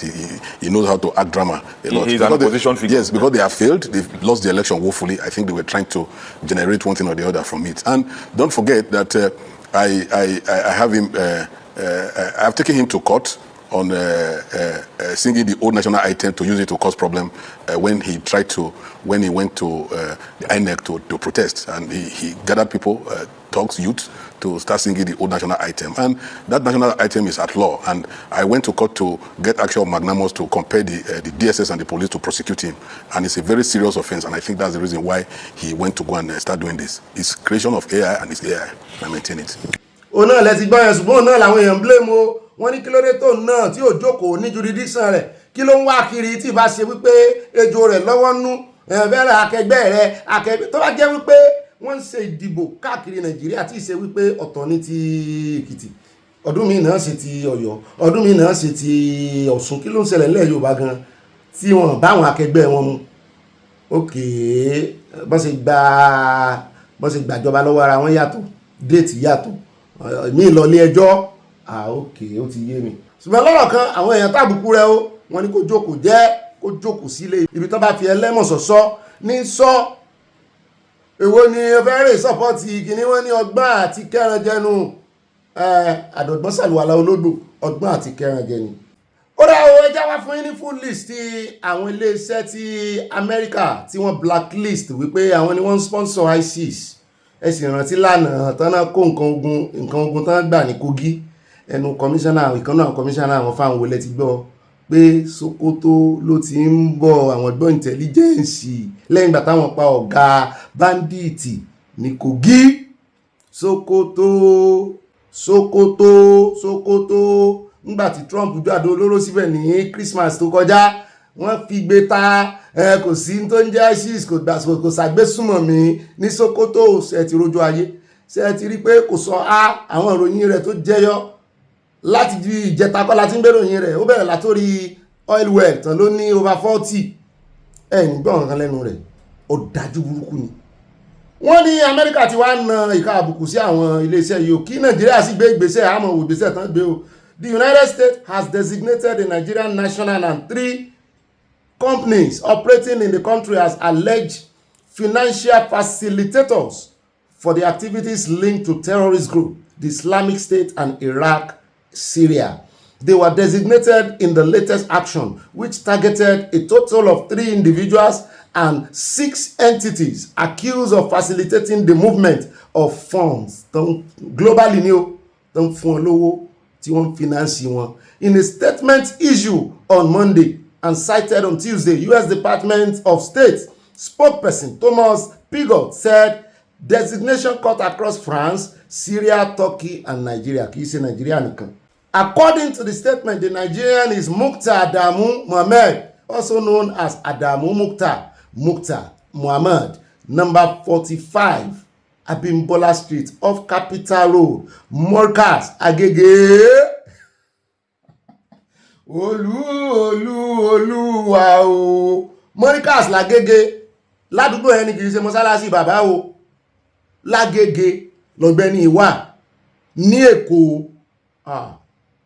Mohammed wọ́n náà bí ní August 2, 1990 ọmọ Èké ni o with passport number A119044741 kẹ́lẹ̀ mọ́lẹ̀ dáadáa àti A074222697 SDGT was linked to ISIS West Africa. Àsọ fún yín kò lè sọmọ Yorùbá ń bẹ̀ Ọlọ́run ọba mọ̀ ọmọ Fúlàní náà ni a máa ń sọ fún yín ẹ̀fẹ̀ gbọ́ràn ni ẹ̀fẹ̀ mú òótọ́ ni so yẹ káwọn Fúlàní tún lẹ́nu ọ̀rọ̀ pẹ̀lú iṣẹ́ takuntakun tó bàbá Sunday Igboho ń ṣe ti rójú ayé kì í ṣe ààbò kí nọ́ọ̀tì o kì í ṣe nọ́ọ̀tì ló múlé sí o Morkas l'Agege mọ́ mi Fájimolú mọ́ sọ mọ́ mi kan náà mọ́ pariwo rẹ̀ wípé ká bọ́n paláriwo pé kán mójútó Agege was about to go and is gone. Mi ò rò pé Yorùbá nílé l'Agege mọ́ ìwọ̀nba díẹ̀ táà bá fi kẹ̀gbẹ̀kẹ̀gbẹ̀ àwọn Haúsá Ìgbò ilé mélòó ní Ìgbò ní l'Agege ẹ wá rè wò wọ́n bẹ́ẹ̀ bá gbọ́ tán lèèyàn kọjá lọ lọ́jọ́ Friday téèyàn ọ̀rọ̀ náà gbà tán dí ojú títì Agege ni Gege ọ̀dà Muhammad wọ́n ní according to the statement one of the firms indicted is Generation Currency Bureau the Change Limited wọ́n ló register rẹ̀ 1555604 linked to Mukhtar Adamu and the ISIS network òun gangan náà ń lò gbogbo owó ransom yìí tán bá gbà ní náírà wọ́n á change ẹ̀ wọ́n mọ̀ change ẹ̀ sí kìíní mi rò pé ààrẹ olódódé ti ní kò ní sí burúdé change money báńkì náà ń kọ́ àwọn alábọ̀dé bẹ́ẹ̀ débẹ̀ nígbà mi báyìí bá mo wà Nàìjíríà bẹ́ẹ̀ fẹ́ gba náà dọ́là nígbà mi báyìí wọ́n á ní rárá pẹ̀lú pẹ́ tún ní domiciliary ni o ẹ sì ráwọn àbòkí tán máa gbé dọ́là náírà wọlé báyìí tán máa fi gba dọ́là jáde lápò ní sac mi ò ní dárúkọ báǹkì yẹn lálẹ́ Allen Avenue gangan nísàlẹ̀ ó fẹ́ẹ̀ dísà ẹ̀wọ̀n pé wọ́n tò tẹ̀léra wọn ni eléyìí tó wà ní wọ́n jẹ́ ń dáko. wọ́n ní the two other firms iléeṣẹ́ méjì yòókù ìkan jẹ́ Mahanta Bureau de Change Limited number 59 Muritala Mohammed Way Wapa Kano lélẹ́yìí wà ní tiẹ̀ òun náà ní nọ́mbà tí ó fi dá iléeṣẹ́ rẹ̀ lẹ̀. ìkan náà tún wà lẹ́kọ̀ọ́ wọ́n ní kan jẹ́ 929 Exchange Bureau de Change Limited Ìkẹjà ló wà ó Lagos State. wọ́n ní àdàmú náà ló tún ní. Pigott described the network as one enables ISIS to move money across borders. Iṣẹ́ táwọn ṣe nìyẹn. Today's designations target 3 individuals and 6 entities operating across Europe, the Middle East, and West Africa, who have enabled ISIS to move money across borders, exposing a network that spans from France, Syria to Turkey and Nigeria. Ìtumọ̀ ẹ̀ ní wípé gbogbo tán move owó lọ nìyẹn o. Wọ́n dárúkọ France bẹ́ẹ̀. So ISIS náà wà France. Syria àti agbọ́ta wọn. Turkey ṣe é ti gbọ́. Turkey, Nigeria, France, gúlégúlé ààrẹ olódò dẹ ní France. Ẹ jẹ́ ṣọ́ra yín pẹ̀lú bọ̀bọ̀ yẹn. Ọmọ inú ìfàṣẹ yóò gan máa jù lọ mú ṣe ń wo yẹn. Èmi ó pẹ̀ lórí ilé ẹ̀mọ́bìnú náà Abala Sanawole ní oṣù gbọ̀n ó pẹ̀ lórí rẹ̀ o. Among those designated jare is a France-based facilitator who provided information concerning the use of explosives to ISIS supporters. Wọ́n ló ń kọ́ wọn bá ṣe ń lò ó ní France. Wọ́n níjọba France yóò. A Syria-based operator who used cryptocurrency to transfer funds on behalf of ISIS associates in multiple countries, including the United States, and a Nigerian-based facilitator. Wọ́n ló wà ní United States náà. Wọ́n ní àwọn mú wọn. Ibi táwọn ti kófìrí wọn náà wọ́n sọ location yẹn. Whose money exchange businesses served as conduits for ISIS financing. In a further update released on Monday, the US released the identities of the 3 persons and 6 companies designated. Apart from the Nigerian national, 3 of the 6 designated companies are also from Nigeria. 2 from Lagos, 1 from Kano. The US affirmed its strong partnership with Nigeria, which joined the United States in May 16. Wọ́n ní lára ìbáṣepọ̀ àwọn diplomatic relationship àwọn pẹ̀lú Nàìjíríà wọ́n lòun làwọn múṣẹ́ o àwọn ń ṣe pààtì tàwọn o kí Nàìjíríà náà gbégbèsẹ̀ lórí pààtì tiẹ̀ mú ní dárúkọ Gúmi sí ni. We will continue to use every diplomatic and legal tool available to hold ISIS and its supporters accountable wherever they operate and however they move money. We remain fully committed to protecting American lives, defending religious minorities, and working with international partners to eliminate the threat that ISIS poses to global peace and security, he said. The action, according to the statement, was taken under Executive Order 13224 as amended. Ló bá tán àmọ́ owó ìgbésẹ̀ tí ààrẹ olódòdẹ máa gbé lórí ọ̀rọ̀ yìí. Eléyìí táwa náà fi káde gbogbo rẹ̀ lẹ́nu Abala Sanawole ẹjá padà sí ọ̀dọ̀ president NANS Nigerian student kìíní ẹjá padà sọ́dọ̀ rẹ̀ níbi tí a ti ká ọ̀rọ̀ kan mọ́ lẹ́nu nínú fọ́nrán kan tó ṣe bí ìgbà tó wọ́n fẹ́ ṣe press brief ní ó wá ń fẹ̀sùn kan NEL fund wípé láwọn yunifásitì kan ó dárúkọ èèyàn kan wọn ò bóyá provost ni àbí registrar ó ní àwọn tó ń ṣàṣemọ́ṣe pẹ̀lú owó tí ìjọba ń yá àwọn ọmọ skúl rẹ̀ ẹ bá ń tẹ̀sí. Good morning, Nigerian students. I am Commander Abatuda Hafiz, the National President, and today I am here to address the fraud being perpetrated by the management of DS Adegbenro Polytechnic Itori through Net Fund. First of all, Mr. President, President Bola Ahmed Tinubu, let me appreciate you for this Net Fund loan, because whether many people agree or not, facts are stubborn. Over 1 million Nigerian students are benefiting from the loan. And as the Senate President of NAS, I was Senate President when this loan came on board. When there were bottlenecks on that loan, we approached you, we spoke, and we said, no, those bottlenecks should be removed. Why would students need a lawyer, this and that, to get the loan? The loan is for the poor of the poorest. Because we knew what students are passing through. Me, as the Senate President and Vice President, I was registering students to get loan from all these local loan operators. And as a student, I went to school to Lapo. That's how my parents are getting Lapo to go to school so that we can go to school, paying interest. Then I saw an avenue for interest-free loan for students. I key into it because I know if the government are serious about it, it is going to release burden of many students. It will encourage many students to go to school. But Mr. President, you see this loan, many institutional heads are about to kill your legacy. Many of them are frustrating students with this loan. Many of them are doing fraud with this loan.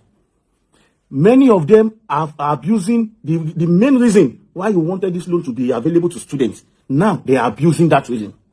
It is to make life easier. Education should be what? To be encouraging for Nigerian students. That is one of the reasons why we have that loan. But now I am here to speak about DS Adigbenro, Professor Rauf Adegboke, the director of the school. The students in that school are paying 236,000 in HND1, 152,000 in ND1, ND2, and 162,000 in HND2. But this man and his management, they did what? They upload to NetFund sites that HND1 are paying 350,000, while ND2 are paying 330,000. And when students apply for that loan from the school, NetFund pays 350 and 330,000 to the school on behalf of the students. And the money they are supposed to be paying are 236 and 152. So when students ask about the money, the school told them that they are not responsible to the money, that the school cannot make the money available for the students. And by so doing, the management know quite well that this loan is on the students. It is the student that will pay back this loan, and they are stealing the money from them. When we spoke about NetFund, many students from there just started talking to us, sending us proof. Many of those people will be attached to these videos. Some applied for loan, NetFund paid, because the management has told NetFund that the money is 330 and 350. Now the balance of the money is being spent by the management. People approached the man yesterday after our statement and said, now I've spoken about this thing, this fraud that you are doing. The man said, no, Mr. Rector, we don't need your money. You should do the right thing. President Bola Ahmed Tinubu, you need to put a torchlight on this loan. You need to follow the money up now. EFCC need to organize a private section for people to monitor this loan, because the institutional, many of them are frustrating the loan. Many VCs, students to pay when students have applied. If NetFund have not paid, the institution will tell the students to go and find money and pay. That when NetFund they will refund them. Many students have paid before the money came. They borrowed the money. Now to refund them, the management are not refunding them. They've collected the money from students. They are still collecting money from NetFund. We are going to list out all the schools that are affected. We will make a statement. We will publish the schools that have refused to pay back the students to refund them. DS Adigbenro did not refund those that are even paid before NetFund paid, and still kept a lot of the money, the remaining money. Some from they paid 236, some pay 152, and NetFund has paid them 350 and 330 for the students. We are going to write a petition now. All these schools will forward the petition. Will protest with the petition to EFCC and hand it over to EFCC to turn torchlight on the school. Mr. President, all the money these schools are getting, they are not using it to improve the schools. tó bá tán ó ṣe dáadáa ó ń jọ bẹ́ẹ̀ ni pé wọ́n ṣe yan nance president mi ní ń rò pé ti tẹ́lẹ̀ ni tó ní wọ́n máa ń fẹ̀sùn politics kan ti tẹ́lẹ̀ yẹn eléyìí sọ̀rọ̀ sókè o ṣùgbọ́n àwọn ọmọ Nàìjíríà kan láwọn ò believe ẹ̀ wọ́n nítorí pé wọ́n pín dọ́dọ̀ tiẹ̀ náà ni pé ká náà pín dọ́dọ̀ mọ́ ni gbogbo nǹkan là máa ń fura sí. Tó bá ṣe eléyìí tó dáa ẹ jẹ́ á sọ ń tẹ̀mí kan rí sí ni pé Ààrẹ Olódòdẹ ẹ wò ó gbogbo ohun tí ẹ fi tẹ̀ mú yan gan tẹ́ ẹ fi ń sakọ wípé ẹ ṣe lábẹ́ ìṣèjọba yín, pàápàá jùlọ NetFund tẹ́ ń yá wọn skinny lówó, àwọn ìwọ̀nba àwọn èèyàn ló mọ̀ lára o, bóyá 10% nínú àwọn students ó lẹ́ ń gbọ́ yìí o. Èmi rò pé olóńgbò náà ni wọ́n fi sọ ẹran ni. Àwọn students tẹ́ fẹ́ ṣe lóore àwọn náà ló yẹ kẹ́ ẹ fi sọ àwọn authority schools. Ẹ gbọ́ ògbó àṣírí tó tún nìsín Ọlọ́run ṣàjẹ́ gbégbèsè. Àbájọ ọ̀pọ̀lọpọ̀ àwọn làwọn ò rí ìtumọ̀ NetFund yìí, ìwọ̀nba àwọn èèyàn ní ìwọ̀nba àwọn èèyàn ló ń jẹ́mu láàrẹ̀. Ọkọlọ́mọ yẹn kan bà ìjọba yín jẹ́ wọ́n sì bá ti Buhari jẹ́.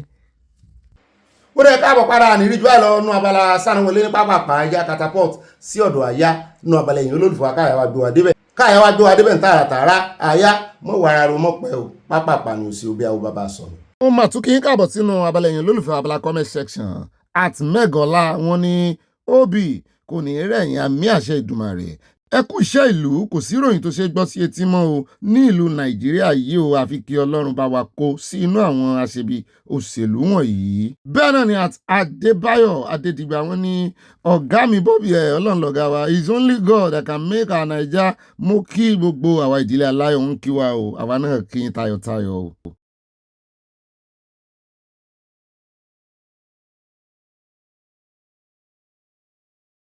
Tó lọ́jọ́ àdólóró sí Sókótó ní December 25 last year, mọ ohun tó rí o, tí ògo bá ń jẹ́ ti Ọlọ́run àwa aláborí wọn ojoojúmọ́ ni helicopter ń fò. Báàmí Olúwadé sínú ìmúrọ́wọ́ yín wọ́n tẹ love sí a, wọ́n gbàdúrà fún wa, wọ́n ní a ṣe fire. Bẹ́ẹ̀ náà ni wọ́n gbé adé, wọ́n gbé ilẹ̀ adé ọba. Mọ́mí announce as usual mo rí pọ̀ yín o pọ̀ ó ní tí ń ṣe lára mi wọ́n tẹ lọ́ọ̀sì àti nǹkan panu. No space for blaspheming law in Yoruba land at all. Oodua nation no going back. Mami Dorcas Jalo wọ́n ní ẹ̀ka alẹ́ gbogbo ẹbí aláyọ̀ wa Àyà àti Ọ̀gbẹ́ni Bobby wa tó gbá ski wọ́n tẹ lọ́ọ̀sì wa. Báwo ni iṣẹ́ lónìí adúpẹ́ fún Ọlọ́run nítorí àánú rẹ̀ ó dúró títí láéláé.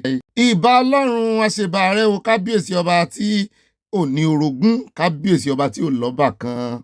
Máàmi Fúnmilọ́lá Bello mo ti dọ́dọ̀ inú mi dùn wọ́n ní Ọ̀gbẹ́ni Bobby ọkọ wa níṣẹ́ ló dàbí ẹni wípé kí n lọ join ìró ẹkùn láti máa tẹ̀lé CSI jáde ṣùgbọ́n mo máa ń wà nínú ẹ̀mí pẹ̀lú àwọn bẹ́ẹ̀ ni iṣẹ́ rí ìró ẹkùn inú ẹ̀mí ẹ̀tẹ́ ẹjọ́ yẹn gan ló dáa jù ẹ̀. Wọ́n ní ikọ́ méjò lẹ́sẹ̀ wọn á máa lọ rí wọn á máa bọ̀ rí àmì àṣẹ Èdùmàrè. CSI love you, Obi love you, I love you too, màámi wọ́n fi nǹkan panu ránṣẹ́. Bẹ́ẹ̀ náà ni wọ́n ti sọ pé I love you too Àyà. Fẹ́ ọkọ rẹ̀ yín. Bẹ́ẹ̀ náà ni báàmí Òkènlá Adédọ̀tun wọ́n ní olùkú mi ọ̀rẹ́ yín náà kò sí jẹ́kàn tó sọ pé I love you Bobby rè. Àyà nìkan náà máa love okay ó ti yé mi ọ̀rọ̀ yín ẹ̀sẹ̀ yé mi. Báàmí olùkú mi mo ti dọ́dọ̀ yín o. Wọ́n ní àwọn opposition yìí nídìí láti lọ kọ́ iṣẹ́ gidi kí wọ́n sì múra yàtọ̀ sí eré orí ìtàgé tí gbogbo wọn jìjọ ń ṣe yìí oníkálukú ló ń jáde post and position without any self-sacrifice sí Àtíkù ọlọ́kànjúà ní àbí Òbí tó wà desperate àwítán wọn ní kí Tinubu lọ resign ó ń rì bó ti rì ó kábàámi lára wọn ọ̀ràn ti sọ ẹ̀sùn kùnrùn. Bẹ́ẹ̀ náà ni Àtìkànjọ́ Arẹ́ǹkó wọn ní sẹ́mùmú mi àwọn ọmọ nínú fẹ́ kọ́ sẹ́mùmú ni àwọn ọmọ Nàìjíríà ni all Dangote trucks entering our state must be thoroughly searched for àwọn nǹkan ìjà ogun using metal detectors. Bẹ́ẹ̀ náà ni ẹja yà lọ́dọ̀ Adélùsì Ẹ̀bùn mọ́ mi ní Ọ̀gbẹ́ni Bobby ti wá ikú iṣẹ́ takuntakun Ọlọ́run abayín ṣiṣẹ́ pọ̀ wà mí o àṣeyọrí ilẹ̀ máa ṣe láṣẹ Èdùmàrè àṣẹ Èdùmàrè. Wọ́n ní Yorùbá nation no going back no sharia ní ilẹ̀ Yorùbá Ọlọ́run aṣẹ́gun Fúlàní fún àmì. Wọ́n tẹ lọ́ọ̀sẹ̀ àti nǹkan panu from Washington DC àbí kò sí DC inú tí ní ṣé gbogbo Washington ló ní DC lẹ́yìn ẹ ṣeun òbó ń wẹ́dà lọ́dọ̀ yín ẹ jẹ́ wáyà lọ́dọ̀ bá mi Abdulrahman Káfí wọn ní Àyà mi rí ẹ tó ń jó lórí ọ̀rọ̀ tí ọlọ́pàá yẹn lẹ́kọ̀ọ́ lẹ́yìn ìkìlọ̀ yìí kí ìjọba Èkó máa gbé wọn lọ sórí kọ̀ńténà láàrin agbami òkun títí wọ́n máa fi padà a ti dá wọn padà síbi tí wọ́n ti wá. Bẹ́ẹ̀ náà ni ẹja lọ sọ́dọ̀ Mami Yẹmí Ìgè wọ́n ní àwọn ọmọdé ò kì í gbàgbé ọ̀rọ̀ ara mi ni mo fi mọ̀ gbogbo ohun tó ṣẹlẹ̀ ní ìgbà kan sí mi láti ọ̀dọ̀ orogún ìyá mi pátá. Níbi ọdún 4 ni mo sì rántí o ẹ sì wà ní 4 years nígbà náà. Àwa ọmọdé à kì í gbàgbé ọ̀rọ̀ ọmọdé sì lèmi o wọ́n sọ̀rọ̀ ó sẹ̀ púpọ̀.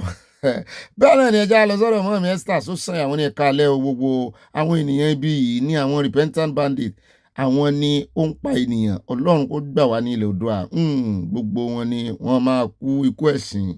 Bẹ́ẹ̀ náà ni bá mi Òkènlá Adédọ̀tun ẹ̀sùn kún wà ní eléyìí wọ́n ní olùkọ́ mi nípa ọ̀rọ̀ Oríyọmí Hamzat mo fẹ́ fi dá yín lójú wípé àkóbá lásán ni ìjọba Ọ̀yọ́ fẹ́ wá sí lẹ́sẹ̀ lóòótọ́ a ò lè mọ̀ rìn kí orí má mi ṣùgbọ́n gbogbo èèyàn gidi kò lè sá fún politics kí a wá fi àwọn amukun mẹ́kọ sílẹ̀ kí àwọn máa ṣe ìlú níṣekúṣe ẹ̀sùn kírun àwọn ọmọ Nàìjíríà náà tó ń gbèsè àwọn amukun mẹ́kọ yìí àwọn amòṣùṣèkà wọ́n ń gbèsè lẹ́yìn o Oríyọmí ló ń bá wí Nigeria people. Mami Bómi Crystal amísìyín wọn tẹ lọ́ọ̀ sí wa ogun gbọ̀nàgbọ̀nà ìfẹ́ yín aláìlópin ní síwa tiwa náà gùn sí yín bẹ́ẹ̀ náà ni ẹja wáyà ní ojúlé bá mi Abdulrahman Káfí wọn ní Òbí Àyà mi ti sọ mímí bolẹ̀ ń lò sọ́mọ Èkó ni èwo ní mímí tẹ̀dẹ̀ wá pọ̀nlé wọ́n ní Òbí Àyà mi ti sọ tẹ́lẹ̀ pé rótà àwọn ọlọ́pàá tó mọ̀ntì roadblocks káàkiri gbọ́dọ̀ wà readily available for unannounced monitoring and supervision at any time. Irú àwọn tí wọn kì í ṣe ọlọ́pàá yẹn mí pé wọ́n ní àwọn tí wọ́n ń ṣiṣẹ́ fún kí wọ́n bá wa investigate wọn with appropriate actions. Àwọn tó tiẹ̀ wá ń wọṣọ ọlọ́pàá kiri wọ́n wá pọ̀ gan-an jà wọn ọlọ́pàá lọ. Ó wù wọ́n sí nìkan kúkú gbà wọ́n kán sì kó wọn lọ nú gbó. Bẹ́ẹ̀ náà ni kán mọ̀ jẹ́ kírú ẹ̀ ṣẹlẹ̀ nínú state police o. Mami Christiana Mustapha wọ́n ní òbí kò ní rẹ̀yìn láṣẹ tẹ̀dùmarè àmì gbogbo àwọn ọ̀tá ọmọ Yorùbá wọ́n máa ṣòfò dànù ní. Ó ti sú mi mọ́mí ẹ mọ́jì ó sú yín mo rí nǹkan panu tẹ́ fi ránṣẹ́ wọ́n ní ibi ó kéré ó tóbi kò ní ṣẹlẹ̀ sí wa gbogbo ìdílé aláyọ̀ yìí o I love you we love you too. Mo sàmì sórí àdúrà yín bí òní kàn wá tọmọtọmọ tẹbí tará. Ṣùgbọ́n tó bá jẹ́ pé lọ́dọ̀ ẹbí náà ni ẹbí kan náà ló ṣàgbọ́dẹ̀gbà ibi yóò bá o. Tẹbítẹbí tí mo kó mọ́ yẹn ó ní àmì lórí o. Bẹ́ẹ̀ náà ni mọ́ mi Fúnmilọ́lá Bello wọ́n ní Ọ̀gbẹ́ni Bobby ọkọ wa ọmọ Òkèdùn bí you are looking good sir ṣeun you always look good na mọ́ mi. Mo rí inú ẹ̀mí ni o nípa ọ̀rọ̀ orílẹ̀-èdè Nàìjíríà gbogbo rẹ̀ ó di ọwọ́ Ọlọ́run ó bí mo ti ṣe delicious pepper soup ohun mi yìí mo ti ẹ̀fẹ́ jẹ pepper soup aláta. Kóhùn mi lè jákè tí ń ṣe gọ́gọ́gọ́gọ́ yìí. Happy birthday to all our mothers and fathers. Àṣẹ ìṣàmọ̀dún CSI love you sir. Wọ́n tẹ love sí ọ̀gẹ̀dẹ̀ náà ní jẹ́ lẹ́nà pẹpẹ súpù tó rẹ́dì. Bẹ́ẹ̀ náà ni mo rí mọ́mí Yẹmí Ìgè wọ́n bú sẹ́yìn wọ́n ní àwọn ajá yẹn ẹkùn gidi ni wọ́n o. Bó di nǹkan sójú ara rẹ̀ ògùn olóró wọn yóò rí ọ o irinṣẹ́ gidi ni wọ́n o. Mami Stella Ogunbajo wọ́n ní pọ̀ Odua nation no going back God bless Odua nation wọ́n tẹ love sí wa mo mọ rírì yín màmí.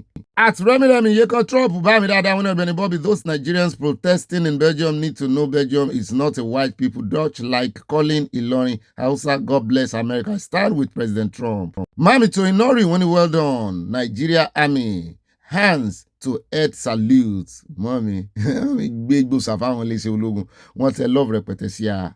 Evangelist Dorcas jáde sọlá wọ́n ní kábíyèsí ọba àwọn ọba arúgbó ọjọ́ Ọlọ́run àjùlọ tó mọ̀ ju ogun ayé gbogbo wa lọ ní ìdílé aláyọ̀ yìí lórúkọ Jésù. At Alakẹ́ Adébáyọ̀ wọ́n ní Ọ̀gbẹ́ni Bobby ẹ̀kú iṣẹ́ ìlú Ọlọ́run ní í ṣe Ọlọ́run á máa wà pẹ̀lú yín àmì àtẹ̀yìn náà agbára Ọlọ́run á ṣẹ́gun ọ̀tá Nàìjíríà ṣẹ Odua nation láfẹ́ wọ́n tẹ lọ́ọ̀fù sí àti nǹkan panu. Mami Eunice Falaye wọ́n fẹ́ kọrin ọdẹ wọ́n ní gbogbo ilé aláyọ̀ tẹ́ gbérin abẹ́ òní gbérin á gbérin Ìgbòho òòṣà máa bá ṣẹ́rẹ̀ lọ Ìgbòho máa bá ṣẹ́rẹ̀ lọ iṣẹ́ rẹ̀ máa ń tẹ́ wa lọ́rùn dá wa lọ́rùn o Ìgbòho máa bá ṣẹ́rẹ̀ bọ̀ o Odua nation no going back ẹ̀ ń bá lọ́lọ́wà kú mo sì rántí ni wọ́n tẹ lọ́ọ̀sì aláti Canada bẹ́ẹ̀ náà ni Evangelist Dorcas jáde sọ́lá wọ́n ní mo ṣe àmì gbogbo àdúrà yìí tẹ́ ṣe fún ẹ̀gbọ́n mi àdúrà ti gbà Olúwa ti ṣẹ́gun mo dá gbogbo ọpẹ́ padà fún Ọlọ́run bàbá ó yí Ọlọ́run mọ́ mi mo mọ̀ pé ẹwà emotional ni Ọlọ́run ọmọ Ọlọ́run ẹ̀mí mímọ́ láti Houston Texas wọ́n tẹ lọ́ọ̀sì àti nǹkan panu jẹ́ ìrántí àdúrà táwọn gbà ní kíánẹ́sì Ọlọ́run bàbá mímọ́ Ọlọ́run ọmọ Ọlọ́run ẹ̀mọ́ àti Olúkáyọ̀dé goodness wọ́n ní what is the difference between ẹbọ and oògùn ṣoògùn ní ṣẹbọ ṣẹbọ ní ṣoògùn Islamic people are confused people ẹ̀ka alẹ́ Bobby God be with you amen. Mariam Cipriano ìyàwó mi ó ti ń kọ́ mi lẹ́bọ ẹlẹ́bọ ni bẹ́ẹ̀ náà ni ẹja lọ sọ́dọ̀ ọmọ mi Toinori wọ́n ní àdààmú ó máa dààmú kú ni o ẹ pàwéré dànù.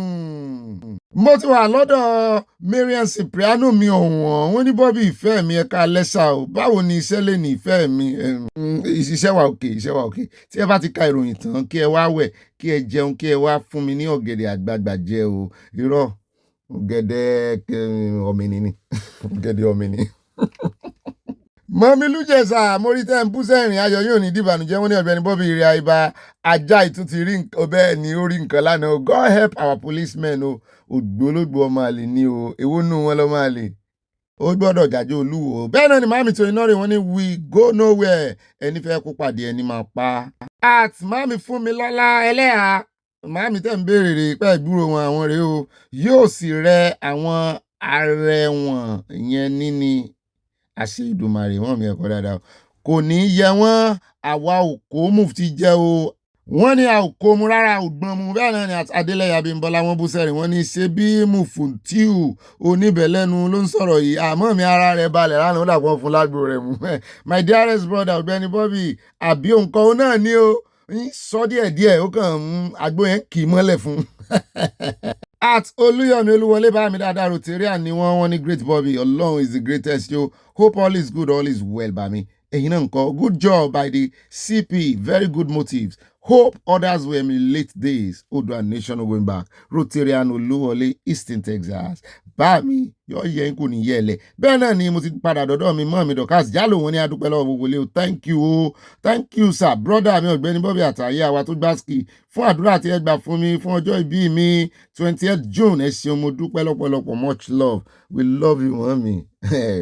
Bẹ́ẹ̀ náà ni at Marian Cipriano lábẹ́ àsíá Gbénga Ọláìyá wọn ní ẹlẹ́bọ pọ́nbélé lèmi o èmi náà ti sọ bẹ́ẹ̀ fún wọn pé ẹlẹ́bọ ní Marian Cipriano mo ti bọ́ sọ́wọ́ ẹlẹ́bọ kí n tó mọ̀ ọ́ kájọ mọ̀ jẹ́bọ. At Adépọ̀jù Adémọ́lá aláyọ̀ wa wọ́n ní aláyọ̀ wa àlàáfíà fún gbogbo ilé aláyọ̀ àlàáfíà fún ìdílé tiyín náà wọ́n ní wèrè olórin ẹran ìbọn yóò kábàámọ̀ nígbẹ̀yìn ní wọ́n tẹ lọ́ọ̀sì àti nǹkan panu. Mọ́mí Yẹmí Ìgè wọ́n ní èmi ò fẹ́ máa kọ́mẹ̀ntì lórí àwọn tí ọpọlọ wọn ti dorí kodò tí wọ́n ti fi inú wọn já ṣọ́ọ̀bù àbí inú wọn já ṣọ́ọ̀bù wọ́n kàn máa ń sọ̀rọ̀ sáà bí ẹni tí ò kì í gbọ́ bí nǹkan ṣe ń lọ. Sunday Adéyẹmọ Ìgbòho gbogbo ọ̀tá rẹ̀ ni wọ́n máa lá yẹ̀pẹ̀ ilẹ̀ Ọlọ́run ìgbàanì yóò tì í lẹ́yìn ní gbogbo ìgbésẹ̀ yín àmì àṣẹ Ìdùmarè. Mọ́ mi ní kò sí time fáwọn ẹlẹ́gàn. Bẹ́ẹ̀ náà ni grandma mọ́ mi Josephine Aláwìyé wọ́n bú sẹ́rìn Odua Nation Soonest wọ́n tẹ lọ́ọ̀fù sí ibà gbé wọn débẹ̀. Mọ́ mi ẹ mọ́ bínú mo dákọ̀ yín lánàá lẹ́ẹ̀kan pé ẹ fi nǹkan ránṣẹ́ ọmọ tó ti sọ àìmọ́ bínú mọ́ mi ò láìkí ẹ̀. Bámi Rábì ọlọ́pàdé wọ́n ní NPF department needs thousands of K9 throughout their departments in the country. K9 is specifically trained dogs. It will also protect the lives of our security men. K9 can detect IED at a distance, either locally made or original one. Kán kúkú káwọn ajá síta instead tó fi ń waste àwọn èèyàn ẹ̀mí àwọn èèyàn yìí. Ajá yẹn ò sì ní ikú torí yóò ti dictate ẹ̀ lọ́ọ̀kan. Ẹ jẹ́ wa lọ sọ́dọ̀ Màmí Stella Ogunbaju wọ́n ní Mufti ìwọ ẹnu rẹ ò gbà láti fún òòṣà tiwa ní ìmọ̀ràn ìwọ àti ọ̀gá rẹ tí ó rán ẹ níṣẹ́ lọ́gbọ́n. Àwọn kan ti sọ nígbà kan pé wọn kàwé ṣùgbọ́n wọn ka ọpọlọ. Ìwọ tí ó gbọ́n àti ọ̀gá rẹ ọlọ́gbọ́n ọ̀tẹ̀ àbòsí kò dára ẹ gbà fún ọ̀gá yín. Bẹ́ẹ̀ náà ni ẹ jẹ́ lọ sọ́dọ̀ Màmí Florence Alade wọ́n ní sí ajá olúwo kò fara mọ́ Fúlàní bandit mọ́ ni. Mufti the chief adviser advise yourself Odua Nation no going back where Sharia is forbidden. Bẹ́ẹ̀ ni vietato CSI forward ever backward never wọ́n tẹ lọ́ọ̀sì àti nǹkan panu. Mami Grace Olùṣòótọ́ mo rí kiss mo rí flowers ẹ jẹ́ ń ka kọ́mẹ́ǹtì wọn. Wọ́n ní wọn kò mọ èyí tí ó kan Obi Aya àti gbogbo ìdílé aláyọ̀ àní bàbá ńlá gbogbo wọn ti dé ọ̀gá gbogbo wọn káfàtà wọn tẹ love àti kiss bá mi Sunday Igboho ọ̀rọ̀ Igboho ṣàǹkútẹ́bù alápàjíwà ọmọ aládìkú tíátíá kò yé wọn kò sì ní yé wọn títí láíláí àṣẹ wàá. Prince Bello bá mi ní thanks to brother God bless you and you too bá mi. Mami Oyemi Salam wọ́n ní mo kí yín Ọ̀gbẹ́ni Bobby àti gbogbo ẹbí aláyọ̀ ẹ̀kú iṣẹ́ àtàárọ̀ mọ́mí mi náà kí yín gbogbo ara mo fi kí yín o mo kí màmá wa ọlọ́jọ́ ìbí ẹ̀sìn ọ̀pọ̀ ọdún láyé mọ́mí Dorcas Jalo láṣẹ Ìdùmarè no Sharia in Yorùbá land Yorùbá nation no going back wọ́n tẹ love rẹpẹtẹ sí yín o. Bẹ́ẹ̀ náà ni Màmí Stella Ogunbaju wọ́n gbé sókè wọ́n ní no Sharia law in Yorùbá land wọ́n láwọn tẹnu mọ́. Bámi Akínyẹmí òní wọ́n ní mo kí gbogbo ilé o ṣé ẹ rí ọ̀rọ̀ àwọn ọba àti àwọn àgbà ilẹ̀ Yorùbá ẹ gbàgbé wọn tí ì ṣetán láti dá sí ọ̀rọ̀ Yorùbá ẹ jẹ́ ká gbàgbé wọn ká máa bẹ Ọlọ́run kí Ọlọ́run jẹ́ ká borí ogun náà ẹ gbàgbé ọba ẹ gbàgbé àwọn àgbà kí Ọlọ́run jà fún wa mú kí gbogbo ilé o. Akin from USA kọ́délẹ̀ ni Akínyẹmí òní. Ire o bá mi dáadáa ajá parí ẹ̀. Bẹ́ẹ̀ náà ni Màmí Olúfúnkẹ́ Fájimọ́lú news wọ́n ní sí aviation minister ò mọ iye helicopter tó ń wọlé àti jáde lójoojúmọ́ ni ṣé ìjọba ò lè ra surveillance machines tàbí trackers àti ìjọba àpapọ̀ àti ìpínlẹ̀. Eré ìbò tí ò ní wáyé ni wọ́n ń sá bàbá ṣàánú fún wa o. Mami Grace Olùṣòótọ́ wọ́n ní no space for Sharia law no space for any blaspheming law in our native land orílẹ̀-èdè Yorùbá Mushin Olóòṣà àfi pàkà Yorùbá nation ire kàbìtì. Bó ṣe wù mí kí n parí ẹ̀ nìyẹn. Bẹ́ẹ̀ náà ni bá mi Timi Titus wọ́n ní ó Bobby UK ló bà Nàìjíríà jẹ́ lóòótọ́ àwọn ló gbé ìjọba fún àwọn Fúlàní Haúsá so they are the one cause Nigerian problems if not that they merge us at one Nigeria we Yoruba Oodua will have been developed more than this. Once again CSI to be careful and watch his back because of his enemies. God bless. Àdúrà yẹn wọ́n gbà fún CSI. Mo sì mọ̀ pé ń gbà bẹ́ẹ̀ náà àdúrà yẹn ó gbà bẹ́ẹ̀ náà ni Màmí Mosúnmọ́lá Olúwo tèmi nìkan wọ́n ní Ọ̀gbẹ́ni Bobby tèmi nìkan ẹ kú iṣẹ́ lónìí o àṣeyè àṣejèrè lẹ máa ṣe àmì ọmọ haúsá yìí jọ àwọn báńdíìtì ará ìlú rẹ̀ nìkan àbí ní kó ṣe lọ́sẹ̀ ìgbà tí ó di sójà náà mufti lọ gba àwọn ọmọ kéwù rẹ̀ nímọ̀ràn fi Ìgbòho sílẹ̀ wọ́n tẹ lọ́ọ̀sẹ̀ bá ń bẹ pẹ́nápù ń jẹ́ kí wìlì mọ́ mi ṣeun ṣe mi ṣe fàájì lọ bẹ́ẹ̀ náà ni ẹja lọ sọ́dọ̀ alájà Kudirat Wahab wọ́n tẹ lọ́ọ̀fù rẹpẹtẹ sí a wọ́n ṣe aláwọ̀ àmì. mo padà sọ́dọ̀ bá mi Akínyẹmí òní wọ́n ní ọlọ́mọ burúkú kò ní fi fẹ́kùn pajẹ o àwọn àgbà Fúlàní ti àwọn ọmọ wọn lẹ́yìn ẹ̀yin àgbà ilẹ̀ Yorùbá gbàgbé àwọn ọmọ wọn ẹ jẹ́ kí a bẹ̀rẹ̀ àbí ká béèrè fún àtìlẹ́yìn Ọlọ́run Akínyẹmí òní from USA àgbàlẹ́yìn náà bá mi tá a ti rí ẹ ti wà lẹ́yìn ẹ̀fà àwọn àgbà yòókù lẹ̀. Máàmí Adésọlá Ọládèjì wọ́n ní àmì o ara àdúrà tá a gbà náà sàmì sí ó ti ṣe ó ti wọlé àṣẹ.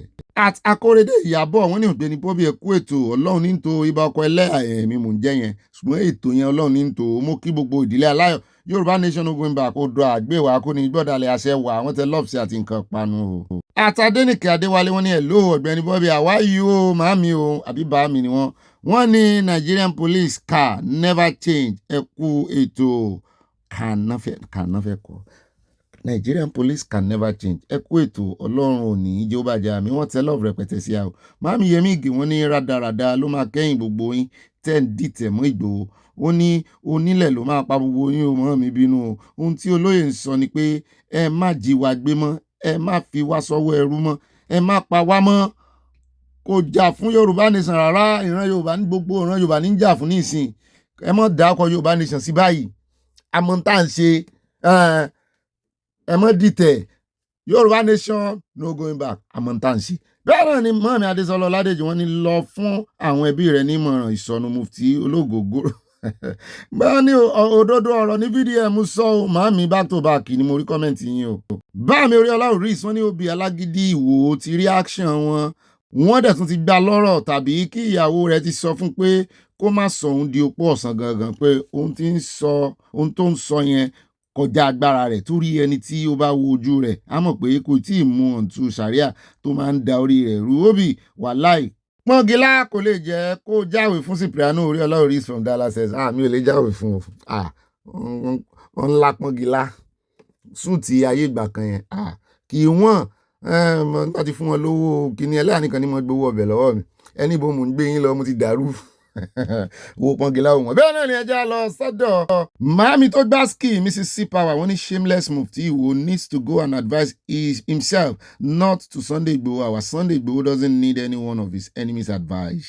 alájà mi ọ̀wọ́n alájà Modina Solomon wọ́n ní alájọ Ṣómólú ẹ̀rí ọlọ́pàá tí ń gbàjọ lójú iṣẹ́ roadblock ó ń gbàjọ àjọ tipátikúkú àti Jẹ́mílà Àgbájé wọ́n ní ẹkú iṣẹ́ ọ̀gá police brother mi Bobby ẹkú ètò mú kí yín Ọlọ́run ní tó Ọlọ́run yẹn náà ni kó pẹ̀lú yín o àmì o. Màámi alájà Modina Solomon wọ́n ní mufti onírọ́ wọn bá fagún. Bẹ́ẹ̀ ni Báàmi Oríọlá Oris wọ́n ní àyà kò sọ̀rọ̀ pé wọ́n ti kó àwọn tíṣà àti ọmọléèwé kúrò ní Ọ̀yọ́ torí àwọn tí wọ́n ní wọ́n rescue tí wọ́n fi pléènì kó ní Borno yẹn ni wọ́n ṣe ń gbé ìròyìn ẹlẹ́jẹ̀ yẹn wọ́n sì tún fẹ́ fi divert attention àwọn ọmọ ológun ní ọmọ wèrè olórin yẹn ó ní ìdí ẹni tí ó máa dájú fìyà jẹ ó máa ṣẹlẹ̀ in fact ẹmọ tí mò ń rò wọ́n máa dá ojú ni tẹ́ni ẹ̀ ò sì ní gbẹ́bẹ̀ bẹ́ẹ̀ ni Oríọlá Oris from Dallas Texas. bẹ́ẹ̀ náà ni ẹja dọ́dọ̀ mọ́mí Queen Esther wọ́n ní hello Obi how are you mami God continue to protect Májàsọ́lá and everyone in this family ilé aláyọ̀ àmín àṣẹ wá. Báàmi ọmọ Táyọ̀ Akínúsí wọ́n ní Obi wọ́n ní àbí ayé Peter Obi fẹ́ ní ó ṣe ń kọ̀wé sí olódòdẹ kò sì ní í yẹ Satan of Sokoto tó ń pín nǹkan ìjà olóró fún wọn ní ilẹ̀ Yorùbá irọ́ jurisdiction ló ti wá ní òkìsóun ló pin o báà mi ti ranjú mọ́ mi pé kí ló ń bá mi sọ yìí kó gbé ogbà ẹnu ẹ sọ̀n Bobby bẹ́ẹ̀ náà ni ẹja lọ sọ́dọ̀ Màámi Mary Odùnú yìí wọ́n ní Obi tèmi nìkan àtàyà mi ọ̀wọ́n mo kí gbogbo ilé aláyọ̀ wa yìí mo kí àwọn ilé iṣẹ́ ológun fún iṣẹ́ takuntakun lórí àwọn agbénipa tí wọ́n ṣe òkú ní rẹ̀yìn o òmìnira ilẹ̀ Yorùbá sojú gbogbo wa aláṣẹ Èdùmàrè àmì wọ́n fi ìfẹ́ wọ́n fi tẹ̀ ló ń tẹ̀. bẹ́ẹ̀ náà ni Màámi Múradéyọ̀ Àlàbá wọ́n ní Obi how are you doing na aya hope all is well bá mi o my regards to everyone and all the birthday peoples wọ́n tẹ lókè àwọn oníbẹ̀dẹ̀ lónìí èmi ti fẹ́ kó wọlé for this month Yoruba nation no going back, no Sharia laws in Yoruba, no blaspheming laws also, thank you, God bless. Wọ́n tẹ love sí mi báyìí mo lè léyìí tó wà ní ọwọ́ sàlẹ̀. Bẹ́ẹ̀ náà ni mo ti dọ́dọ̀ àbọ̀sẹ̀ dé onídèénú Rachel ọmọlé wọ́n ní sí àwọn ọmọ ológun tiwa kò lè spray àwọn olórí burúkú wọ̀nyí nínú forest ni ká ti inú drones ti wá ní òye mi lásán yẹn òye mi ó dá drones á wà ń bẹ̀ kán lo drone yẹn àbí àwa tí irú ẹkùn tí ń lo drone lọ ẹ fi wọ́n lẹ̀ irú ẹkùn tí ẹ já wa lọ sọ́dọ̀ mọ́mí Morádéyà Àlàbá náà ni wọ́n ní Sunday Igboho continue your works in Yoruba land. God Almighty will continue to be with you, guide and protect you and everyone working with you in honesty, truthful and in faithful. Amen. Thanks and God bless. Yoruba nation no going back.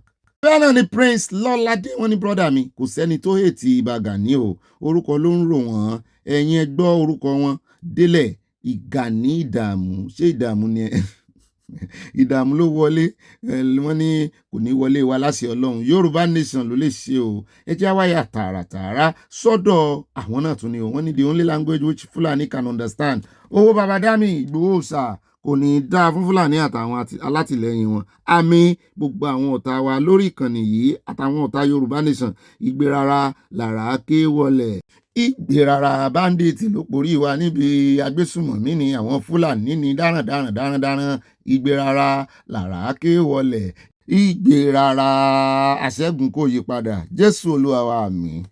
ó rọ ẹ káàbọ̀ padà mo ti ń retí yín o ṣe dáadáa lẹ́dẹ́ àti ń retí yín o ẹ káàbọ̀ ẹ wá nǹkan jókòó lé ẹ fẹ́ fẹ́rẹ́gẹ́dẹ́ bó ṣe bí sẹ́lẹ̀ wà ẹ fi APC sí tí ẹ má jẹ́ ó disturb sí ẹ̀yin ọmọ wọn pé ẹ máa fi ìròyìn ẹ máa fi sọ̀rọ̀ àjìjà ń bí iṣẹ́ ẹ̀bọ́n mi kan ti ẹ̀ wà àti bá mi kan wọ́n ní bọ́n bá ṣe ń lọ táwọn ń bọ̀ báyìí lórí ìdúró táwọn ń jókòó táwọn ń lọ táwọn ń bọ̀ táwọn ń bẹ̀rẹ̀ wọ́n ní ìròyìn bọ́bì náà wọ́n fi ṣe gbádùn pé kì í jẹ́ kí àwọn mọ̀ pé ọjọ́ ti lọ ó sì máa ń jẹ́ káwọn ṣiṣẹ́ dọ̀bà mo ní yọ̀ọ́dà fún yín bẹ́ẹ̀ náà làwọn kan náà ní táwọn bá ti wá tún wá délé o ìròyìn náà ti mú àwọn àyáàjì wọ́n ní táwọn bá ti rọra fẹ̀gbẹ́ kan sí orí kíní báyìí wọ́n dáwọn ènìyàn mọ́ ìgbà táwọn rọra mọ́ sùn lọ wọ́n á bí wọ́n pé sọ wà bọ́rin ni wọ́n ní kò wà bọ́rin wọ́n ní oògùn oorun ni oògùn amúṣẹ́yá ni wọ́n ní gbogbo nìsí ẹnu mi dùn ṣùgbọ́n àwọn ò ní fi kún àníyọ kó ń bẹ́ o nítorí àwọn onírọ̀ ń pọ̀nù mọ́ irọ́ wọn kí ni ó wàá ṣàwó lóòótọ́ ó yá gbé òkè kò mọ ajágbé ṣe kí lórúkọ àwọn táwọn ṣe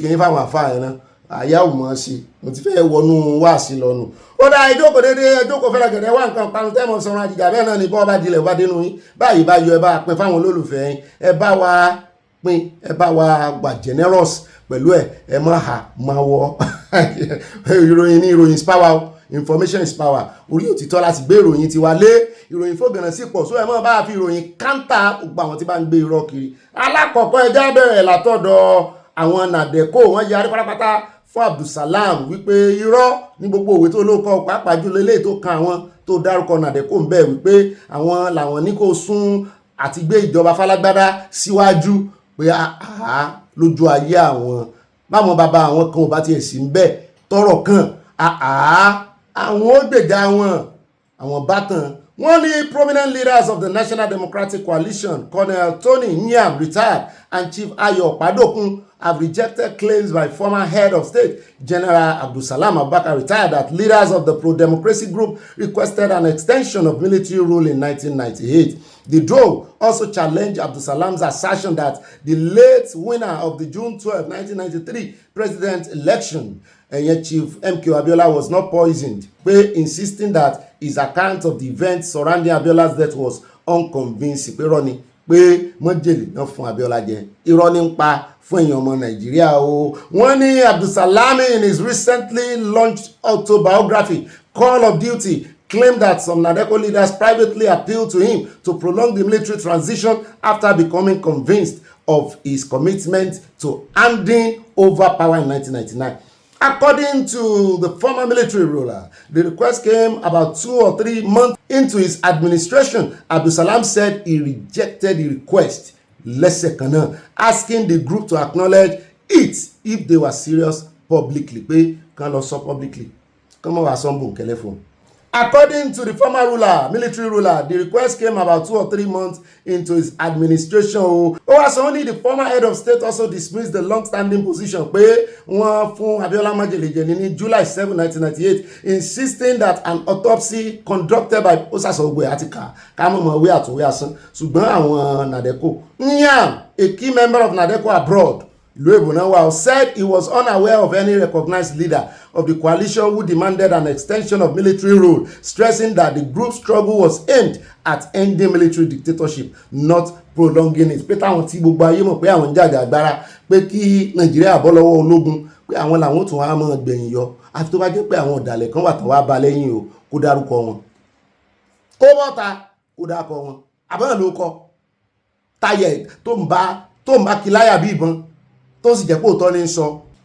Ó ní Yam sọ wípé I'm not sure which Nadeko General Abdulsalam Abubakar is referring to. To the best of my knowledge, the leader of Nadeko was Chief Anthony Ennaoro, and while he was briefing all of us, he insisted that General Abdulsalam should carry out due process by giving Nigeria a people's constitution to create an enabling environment for genuine democracy. Ẹ wá mọ̀ wo ibi tí àbòsí Abdulsalam náà ti tásìrí rẹ̀ ti tú. Ó ní àwọn náà fẹ́ discourage láti gbéjọba falagbádá. Àwọn sì sọ pé rárá, àwọn gan sọ fún wípé democracy àwọn fẹ́ kó fáwọn èèyàn ní constitution alágbádá. Ṣùgbọ́n nígbà tó gbéjọba lẹ̀, wọ́n yọ military rule kúrò nínú constitution. Ẹnu ọjọ́ mẹ́ta ìlú sẹ́yìn sọ wípé òun fara mọ́ o, kàn yọ gbogbo military incursion wó ń bẹ́ o. Sẹ́yìn náà wá gbé falagbádá nìyẹn.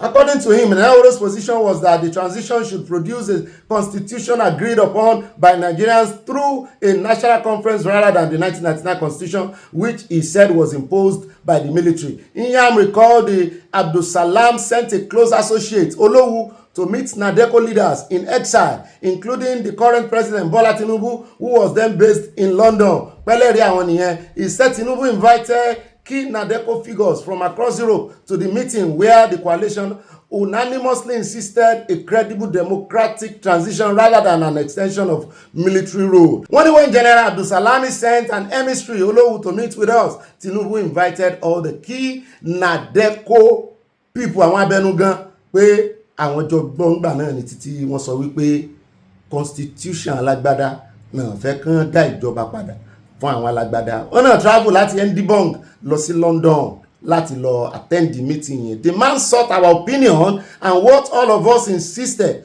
on was that the handover should be properly done to create a system that will bring in democracy. There was nobody, to my knowledge, whether General Alani Akinrinade, Chief Anthony Ennaoro, or any other person from Nadeko abroad who ever asked him to extend military rule. Àwọn abroad tán sá lọ exile gbà yẹn rí láyé Abacha. Ṣùgbọ́n àwọn kan wà lé òwe àwọn tí lé ló wá ń ṣe kùrùkẹrẹ o. Kò yẹ torí mo rántí ọ̀rọ̀ bàbá Gani Fáwẹ́yìn mi tán pé olórúkọ kan tán pè wọ́n gbà mí. Akin Danidani AD Akin Danidani tán pé àwọn ẹ̀sùn pé nù Nadeko ní AD ti jẹyọ. Òun náà ló rìnrìn àjò wá di ADC kó tó wá di ADC. Òun náà ló wá rìnrìn àjò kó wá di APC nísìn. So ìtumọ̀ náà ni pé ẹgbẹ́ APC ni Abdulsalam ń bú. Àwọn ọ̀ràn tí ibi táwọn ti ń bọ̀ àwọn ló yẹ kán dá lóhùn. Ó dẹ̀ ẹjẹ́ àtẹ̀wájú àròjọ Musolókun ẹjẹ́ àyà lórí ọ̀rọ̀ ti àwọn senate lórí state police bó ti jẹ́ pé àwọn kan sọ wípé àwọn ò fọwọ́ sí o. Bàbá tá a gbé wá lánàá Maidoki tó kúrò náà ẹgbẹ́ APC ṣé ń tẹ̀sí lójú lánàá ṣé ká kọ́ bọ́dí ẹ̀mẹ́ ibi tó ti sọ pé òun fọwọ́ sí state police. Mo ní tá ni wọ̀ ẹ kọ́kọ́ bá ń tẹ̀sí ká tó lọ sí ilé ìgbìmọ̀ asòfin. The only reason I joined politics is because of the insecurity in my area. I have no interest in doing politics. We have done everything we can to protect ourselves at the community level. Then it dawned on us that if we use our ballot papers wisely, it's better than using our bullets if we do as to protect ourselves. The only person that have the security architecture of this country is the federal government. And I ran to the federal government and the international community and say, come to our aid. I do not see how that constitutes any breach of security. And secondly, say, we were elected. We knew that this government didn't cause the insecurity in Nigeria. But we all contested that we are going to fix it. The president knew the extent of the problem. We know the extent of the problem. and we agree that if we are elected, we will fix it. Please tell me, when people are killed under my watch, that I should keep quiet. It was in your area that military said that they discovered there was going to be abduction of school children. And shortly before that happened, they were called back before that happened. And I remember the senator said, you need to dig into what really happened. Have you got an answer to that? Because you were here on the program at a time when that happened. You know, it's sad and pathetic. And beyond any reasonable person's comprehension, why I have no doubt the Nigerian army can stop this mess. Really? Yes, I have no slightest doubt in my mind. We have what it takes to stop it. I do believe 100%. But why have we not been able to deal with it? 2024, 2025, 2026, there is no budget of the federal government. Even when we approve, not a single thing has been implemented. Look, the army on their capital votes, how much did they get? Less than 10%. But on their overhead. But that's your party. On their, that's your party. I cried at the Senate. Is that not a failure of your party? And we did what we are sent there to do. And I stood up in the Senate. I told the Senate president, if it means collapsing the whole of the Nigerian budget and giving to the security forces, so that this 2026 we can end this problem and once for all, we should do it. I rose up in the Senate and said, if you give me school and I ran away, I left it, what benefit is the school? If you give me hospital and I ran away, what benefit is the hospital? Please, let's collapse. If there is no money, collapse all the money in this country. Let every citizen be safe. If we are safe, then every other thing follow after security. So your party has failed Nigeria. And I was guaranteed. Is that right? Your party has failed Nigerians in that regard. No money to fund the security from what you have said. There's no commitment in funding the security from what you have said. And that you think is a major problem. Is that right? Yes, certainly. Lack of funding to the security agencies has made this problem and security prolonged and unretractable. Now, let me just finish, sir. When we were scrutinizing some of the security agencies, this ammunition were not you go to the shelf and buy it. You order them. Sometimes some of them take years to be delivered. Some take months. Some take. So it's not that you can go to the market and just buy it. And one of the bomb, I understand, is about $100,000. And you cannot just go to the market and just acquire it. You have to order. You have to wait a queue. So if the budget is not implemented, tell me with what resources would they be able to fight banditry? Because the governor is fighting with you. And what is my grudge with the governor? Please let our people be secured. Remember, saying we are going, after they abducted the schoolgirls, the governor shattered a plane so that he can go and see things for himself. I was the first to be at the airport. 8:00 a.m. in the morning, I was at the airport. The governor came around 3 p.m. At 3 p.m., the protocol told me my name is not in the list. I'm the highest ranking public servant in that senatorial district. People that are not of KB South were in the plane, and I was denied. This plane was paid by the money of KB State, and I challenged the governor to bring the receipt that he has paid with his own pocket. I'm an indigene of KB State. Am I not entitled to the money belonging to KB State? And so I was denied. So you couldn't fly? I couldn't go. I had to make alternative arrangements. Do you have the ADC ticket now? Yes, I do. The person who won the ticket called me. He said they will not give you the ticket. I said, no, the president has promised us. Did the president promise all of yes. the ticket? You did say categorically. I saw the meeting at the iftar break of fast. Shehu, you were at the budget presentation for 2025. What was the Senate, the president opening remark? That everybody in this Senate, we have cooperated with the president. We have messed our names and deep in every wrongdoing, just to give him all the moral support so that he can deliver. We sat down with him on several occasions, and we were guaranteed. But it's not a guarantee that matters. If you cannot keep a promise, then how do we even trust you? So President Tinubu failed to keep his promise for you. And we sat down with the governor. The governor promised us that he will give us executive. You know, so in as much as I cannot, in good conscience, say this is wrong or right. So when we do the electoral law, we thought we had nailed the points that will make Nigeria follow rule of law. But unfortunately, everybody's knowledge what happened at the primaries. So when we did the electoral act and we gave local government election to governors, Center of Excellence, Lagos, that we all look for, I was in Lagos when Ogbeni Koro contested for local government. And I am sure he won. And knowing how Southwest pride itself in law and progress, that local government that Ogbeni Koro won in Obalande was denied. And today, there is no state where any opposition, no matter how strong you are, no matter how people like you, you will win a local government election. Tell me, how do we trust these people? What we are saying is, saying we have lost, let's practice what we have first, so that we can see the difference and we can see the gap. Whatever is in the law today has no meaning, has not been practiced. So what is the guarantee that all alteration, anything can be practiced? So you don't believe in what the president? No, I don't believe. You don't think it will work? No, I don't believe. You don't think it will fix our security situation? No, I don't believe so. abẹ́ẹ̀ rí mo rò pa ní pẹ́ lọ́dọ̀ rẹ̀ ni ó kọ̀rọ̀ dálẹ̀ ó tú àṣírí gbogbo bí nǹkan ṣe ń wọ́ọ̀kì àsán fún àwọn ará bíi lówó àṣàkàn ń gbówó nínú bọ́jẹ̀tì ni ṣùgbọ́n àwọn kan ní ara ló ń kan ara ló ń ta ló ṣe ń ṣe bẹ́ẹ̀ sọ̀rọ̀ mo ní tó bá jò náà lọ́lọ́run fẹ́ lò táṣìírí ó fi tú mo ní kò léèwọ̀ èmi ò ní sọ nǹkan kan lé lórí mọ́ ń wọ̀n pàápẹ́ tó báyìí lórí rẹ̀ ó sàti ní lọ́dọ̀ tòun ò believe nínú new law lórí tí àwọn ọlọ́pàá ìpínlẹ̀ pé èyí tó wà nílẹ̀ gan-an tó fi ń gáìdì àwọn federal mélòó nú ẹ̀nà tí ìmúlò ṣebí law ni ó máa establish iye tán máa san law náà sì ní budget torí tán bá ti sign ní budget ó ti di law. ó sì sọ ó ní lára àmúṣe kéèyàn mọ́ bẹ̀rù òfin kéèyàn mọ́ mófinṣẹ́ náà ni wípé n tó wà nú budget tó ti di òfin yẹn tán bá máa execute ẹ̀ kan execute ẹ̀ dáadáa ó níbi tí wàhálà wa Nàìjíríà wà nìyẹn àtàwọn olórí yín. ṣùgbọ́n nínú gbogbo ìbéèrè tán bí ó mìsì ẹyọ kan ṣeun ló sì fà á ṣeun ló bí níbèrè pé ta ni sójà tí ó pa láṣẹ pé kán kó sójà kó lójú ọ̀nà nígbà tán wá jẹ́ àwọn ọmọ gbé ṣéun ò jẹ́ orójú ráàyè dáhùn ó dùn mí kí àgbà journalist mọ̀ ṣe báyìí afẹ́ mọ̀ ọmọ Nàìjíríà ló fẹ́ mọ̀ pé ta ló pàṣẹ ó sì wà lára àwọn tó wá lé ẹnu ńgbà náà wípé jurisdiction òun nìyẹn gẹ́gẹ́ bí senate bó tóun ti wá nìyẹn ò máa mójútó.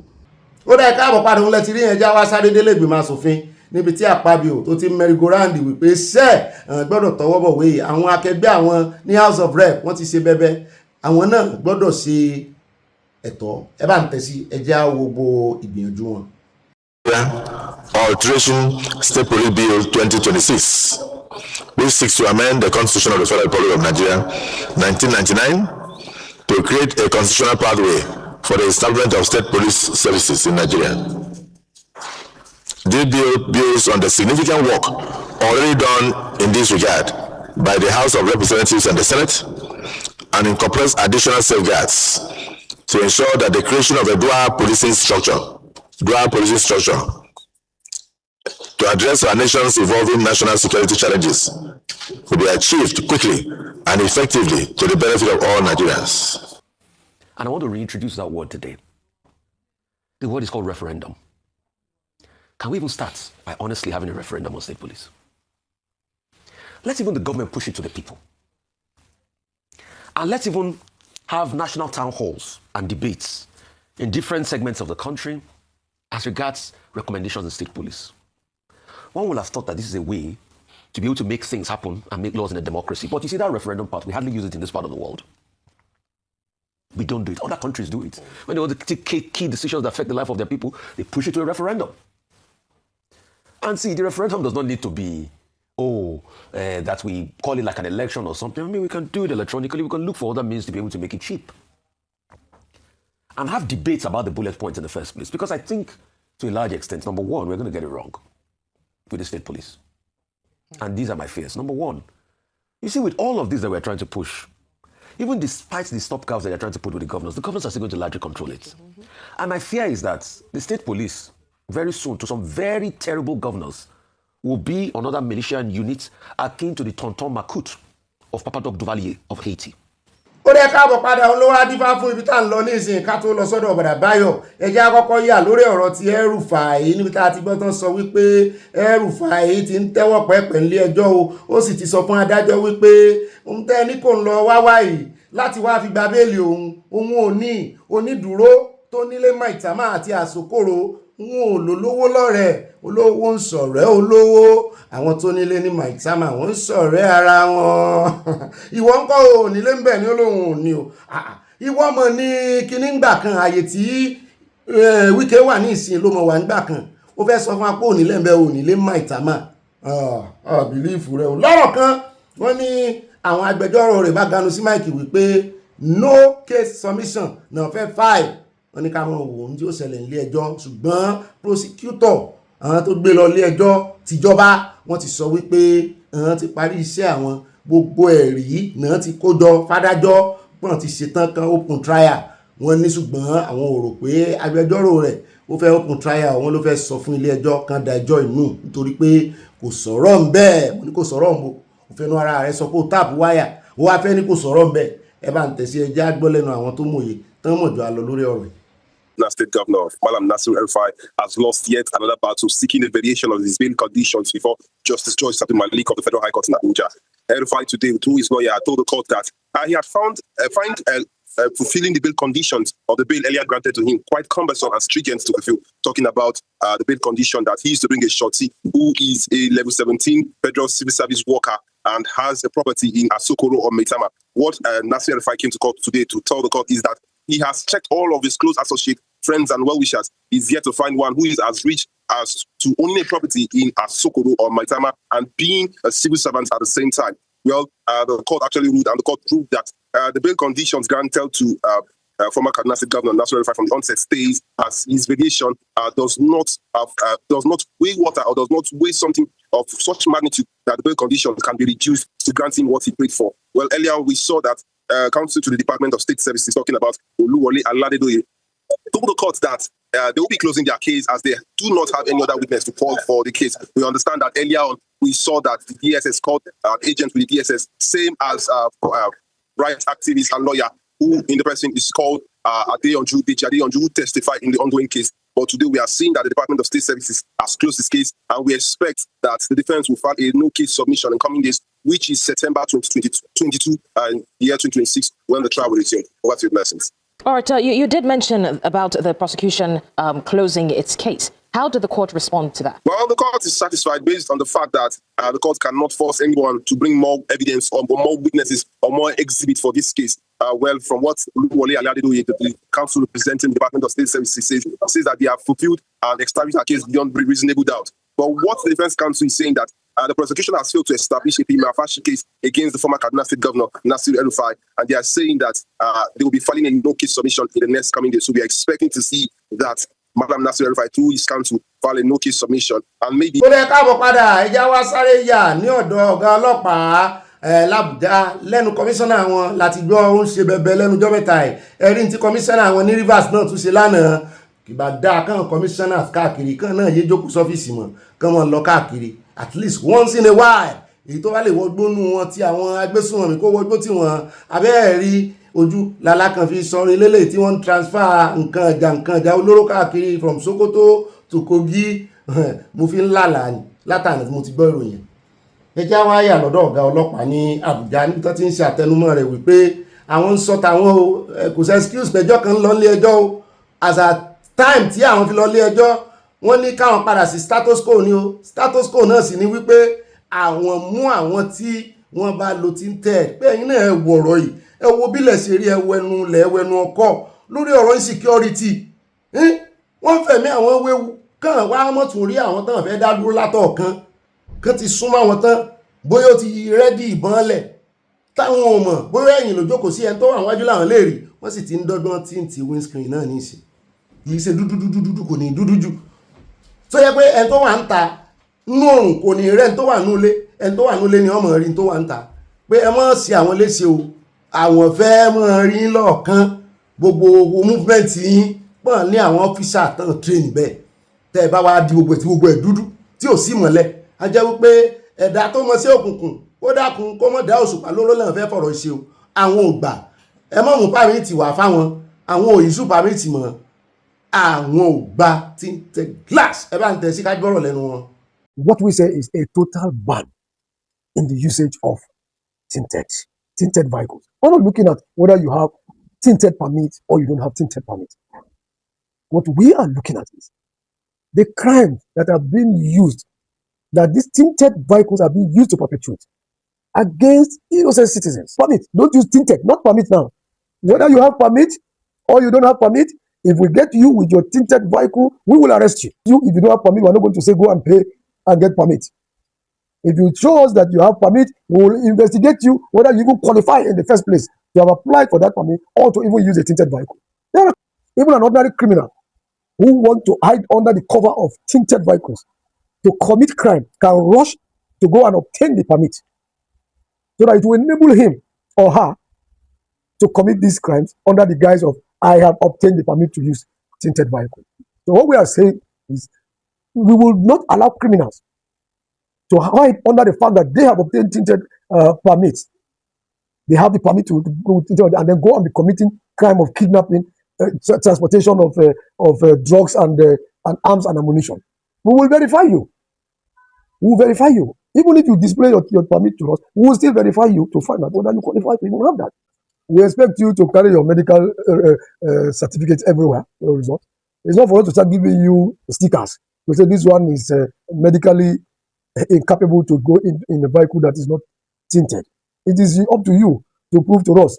And if you give us your results that recommends that you should use such type of vehicles, we will verify from the hospitals that issued that to you. All we want is sanity. You may wish to ask that some vehicles come with factory fitted. I will tell you that all factory fitted vehicles, in fact, if not all, almost all, the tinted is such that at a glance you will see what is inside. Not as deep as this one that are handmade. People are being freighted in tinted vehicles. When I was the Commissioner of Police FCT, and we started the operation against One Chance, and we went all out for them, and we recovered 27 vehicles used by One Chance. 26 or 25 out of these vehicles were tinted. We cannot see you in the vehicle as you approach us. So you are putting the life of security officers in danger. And only 2 sets of people can tint their vehicles, according to the law in this country, for security and for medical reasons. Some people have been kidnapped even in their vehicles, and they will pass through police checking points. At that particular time, you will be wishing, praying that police officers stop you to search those vehicles. So we are not going to accept fully tinted vehicles in this country, and we are going to come out at a particular time to start enforcement of it. Nobody has right to cover their number plates. ó dá òun náà lẹ́tí báyọ̀ ṣùgbọ́n ọ̀gá àwọn NBA Nigerian Bar Association ó sì ń ṣe àríyànjiyàn lórí ọ̀rọ̀ yìí ó wípé kò ní nǹkan kan ṣe kódà ẹni tí ò tint glass gan ó lè ṣe yín lọ́sẹ̀ ìyẹn kọ́ ni problem bí kò ṣe wípé ẹ̀yin ni kẹ́ ẹ dọ́bù lórí technology bọ́n ṣe ń fi technology mú criminals plate number ni o bẹ́ẹ̀ ṣe lè mọ track wọn ni o kódà kẹ́ni yẹn sá lọ ẹ lè mọ́ le tó yẹ pé ẹ padà wà mú tẹ́mọ̀ trace bí ṣe ń rìn. Mo ní technology Nàìjíríà àti àwọn tí ò lo tán ìgbà kan lo kámẹ́rà kán ti ẹ̀ kọ́kọ́ bẹ̀rẹ̀ ń bi kámẹ́rà nù ẹ bá ń tẹ̀sí ẹjá gbọ́ àwáwí ọ̀gá wọn ní NBA. We have to go to court because of the requirement that one tinted glass approval should be renewable. We don't think it should be renewable. If proper database is collected of vehicles to which permits are given, is there ability to return some vehicle particulars? And we think that if you have processed it once, it should be there. And that if it should not be a money generating thing, and that the private company should not be able to collect the money for it. Ó dá o kó sáà mọ̀ dájà alẹ́ láàrin wọn ṣùgbọ́n wọ́n ní ká láwọn lágbára láti extend òfin dé gbogbo ìpínlẹ̀ ní Nàìjíríà ni wọ́n láwọn ò bá ṣe nítorí wípé yóò dín ìwà ìbàjẹ́ àti criminal kù. Mo ti ẹ̀ láìkí ilé táwọn NDLEA tán ṣe bẹ̀rẹ̀ sí ṣe pẹ̀lájá bọ́ọ̀lẹ̀ kó já wọnú mọ́tò rẹ̀ ajá ìtúnrí nǹkan mọ̀ mi lújẹ̀sà ẹjá tẹ̀wájú àròjọ́ musolókun ẹjá wá yà ká tó lọ sọ́dọ̀ bá mi Sunday Igboho ẹjá kọ́kọ́ yà lọ́dọ̀ ààrẹ olódò ọdẹ níbi tó ti summon àjọ EFCC olórí àjọ EFCC olórí DSS olórí ọlọ́pàá kò sọ lórí ológun bẹ̀ ni wọ́n ní àwọn yẹn busy bẹ́ẹ̀ náà ni wọ́n ní kán wá o lórí ọ̀rọ̀ gáàsì tí wọ́n yìí wọ́n ní sàn ni wọ́n fẹ́ bá yín máa fẹ́fẹ́ ni afẹ́fẹ́ gáàsì èmi rò pé Dangote nkankan àwọn ẹ̀ ló yẹ kẹ́ pé àwọn importers àwọn marketers kí ló dé tẹ́pọ̀ wọn ní rárá wọ́n láwọn ọ̀gá ọlọ́pàá àjọ EFCC wọ́n ní ìròyìn táwọn ń gbọ́ yìí wọ́n ní corruption wà ń bẹ̀ wọ́n náà kan wọ́n sabotage ni wọ́n mọ̀ fẹ́ káwọn ọmọ Nàìjíríà ibi tó ti máa dùn ọmọ Nàìjíríà náà ti yín wọn lẹ́ẹ̀kan náà pé gáàsì oúnjẹ wọn gáàsì ẹ̀ tún fẹ́ fi sè òun náà tún wọ́n pé so àwọn fẹ́ kán bọ́n mú àwọn kan mú rò pọ́n ti ní orúkọ tó fẹ́ fún wọn ẹjẹ́ adúlọ́ lẹ́nu Bọ̀dájídé sẹ́mọ̀ pé mo ti sọ fún yín bẹ́ẹ̀ bá fẹ́ mọ bí ṣe ń lọ́nu aṣọ rọ̀ èèyàn mọ́ body language Bọ̀dájídé BKO. BKO, I bought gas for 25,000. It's no joke. No, naturally, with some of the efforts being steps being taken, you expect that the price will come down. government has allowed for importation to fill the supply gap. Okay. But what we are seeing is several steps being taken by gas marketers to keep gas prices high. It is still the grid that we are talking about. And just as yesterday we were talking about petrol, and you asked the question, what can government do? That is why we have FCCPC. Yes. If people are embarking on unfair practices, despite the fact that the price of crude oil came down from 150 and even 120 at a point to 80, that's about 40%. They came down about 40%. Difference. Yes, difference. Yet you are reluctant to sell to Nigerians at just a little higher than the February price, which was 700 or so per liter. It means that you are greedy, and the FCCPC should do its job. In this case, there are people who have made up their minds that instead of Nigerians getting to buy gas at cheaper prices, we must make sure that it stays expensive, despite the efforts being made. Because when government granted waivers for people to bring in rice and other food items, the price crashed. In some cases, they were selling up to 130,000 per bag. But it came down to 50,000. Yes, it was not meant to be permanent, but at least it solved the problem, for at least even if it's temporary, until we're able to address. Now, they've allowed for importation so that we can have enough supply and all that. But people are still hoarding. They are doing speculative storage, and they are creating all kinds of pricing distortions that will keep our people suffering, that will keep the price very high. So now that they brought in the DSS, you will expect that they will be able to eliminate artificial scarcity, discourage hoarding, and strengthen transparency in the distribution of the product. Because if people are able to divert product in the process of distribution, we will be back to square one. Yes. Because they will now go and hoard, lock up supplies to drive up prices by all means. This is what our people are doing. And at this stage, we have to keep making examples of people, because this is economic sabotage. I don't see any other way by which you can. It's economic sabotage.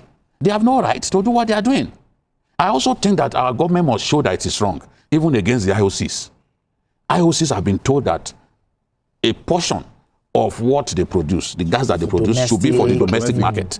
But they're sending it out. They prefer to export. They prefer to produce for export. We have to put our foot down that this percentage of what to produce should go to the domestic market, so that we can address this volatility in that sector. We can't keep watching people suffer in this way. Do we want to encourage people to start using sawdust to cook, or for people to start felling trees and be using firewood? I thought we had. People don't even use kerosene that much anymore. People use kerosene. Because this is cleaner fuel. Our people want to use it. But look at what they are going through now. Government has to show that, look, on this matter, it stands with the Nigerian people. Government has to use every strength that it has got to ensure that this price comes down. It has to do that. Now, looking at this issue of diversion, are we saying that, is this a sign that the regulatory agencies even failed to monitor the supply, the gas value chain, the gas supply chain? No, nobody would. For we to be having this kind of diversion. I think nobody would have thought that, Nigerians would go to this extent of always diverting, gas. And my own is the level at which people are just so greedy at the expense of so many people. I remember when government said, okay, I think it's better for us to start using gas rather than felling trees. Yes. So many homes started buying the 5 kg for cooking. Business owners they left kerosene and started using gas. Students, the same thing, and it's cleaner, it's better.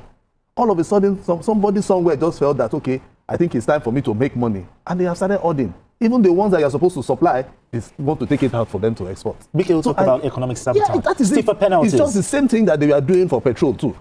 You have petrol, instead of you to sell in the designated place, filling station you are going to, you take it out to go and make money. So we are our own enemies. If you look at it, we are our own enemies. But they are the same people who abuse government. Yes, these are the same people that will say it's Bola Tinubu that is causing the problem. Meanwhile, they are the ones sitting down planning on how they will sabotage, the country. So it's something that now that the DSS has, stepped in, and the EFC has stepped in, we need to begin to make example of some of these people. I keep saying it. If you do not name and shame, these things will continue. As you clamp down on them, let's know them. Let's see them. Let Nigerians see the people who are making them go through pain. You can't buy gas that was 10,000 before or 15,000 before. All of a sudden, it's 25,000. 10,000. How do people survive?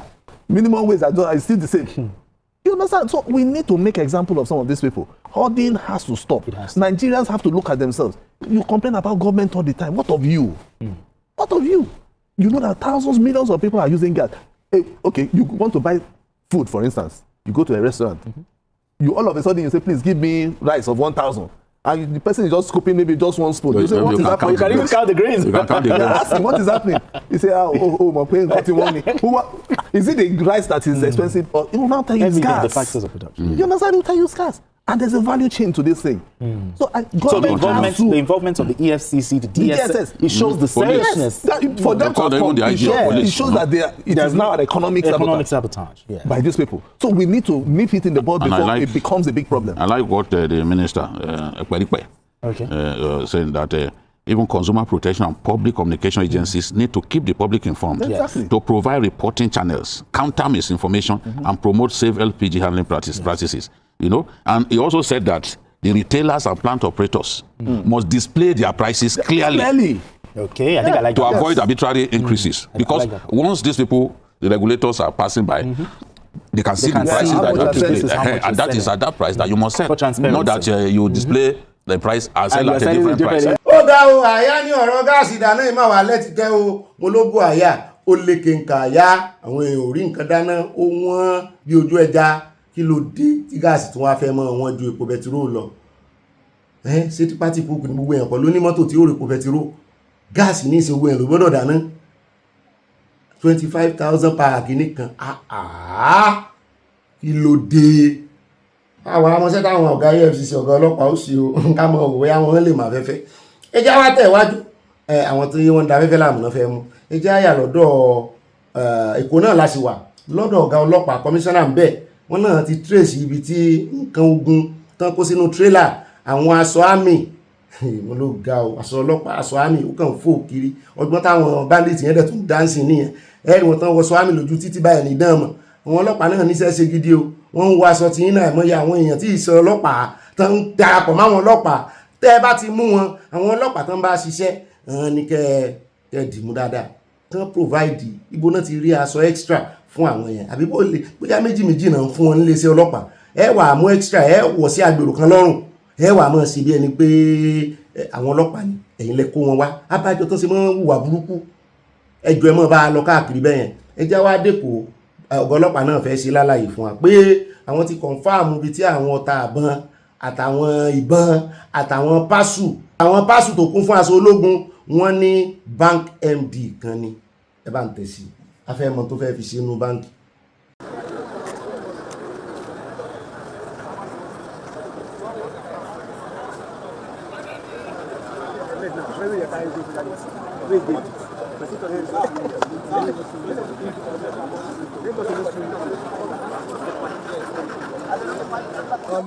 Within the last 2 weeks rather, we have made tremendous achievements in the command, and we have recovered some arms and ammunition and goods.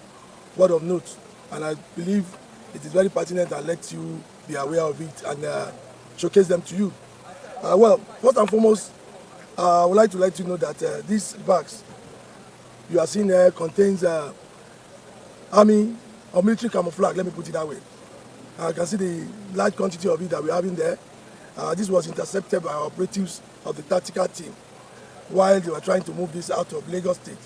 We got the information and we swung into action. The vehicle that was conveying this, the lorry that was conveying the sacks well, we wouldn't know. All we know is that it's going through area like Lekki to Ekpe outside Lagos. I believe they are moving outside Lagos. There we got information and they were intercepted, and those who were carrying it were arrested. They are presently with us and we are investigating. Not only that, we have cartons of drugs, various types of drugs that were moving together with the sacks of clothes. That is a military camouflage.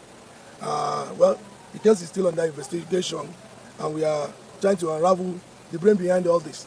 With time, we'll give you the update on them. Another word of note achievement is arrest of suspects from one particular, I don't want to mention the estate, around the Janikin, where the occupants of that estate gave us an information that they are seeing strange faces in their community and they are not that comfortable with those faces. Our operatives went into action again and the person behind the faces were arrested, and we were able to recover 2 double-barrel guns and 6 locally made single-barrel guns. We are still talking to the suspects. They are giving us useful information, and investigation into the matter is still on. Also, in a particular house on the island, we have the information that there are lots of foreign nationals within the occupying that particular building. There we went into action again, and we were able to arrest 14 Chadians, 9 Burkinabes, 4 Beniners, 4 Malians, 2 Togolese, 2 Cameroonians, and 1 Ghanaian. What of importance is that all these people that were arrested, they cannot give satisfactory account of themselves. In Nigeria, what they are doing in Nigeria, they are not able to tell us particularly what they are doing in Nigeria.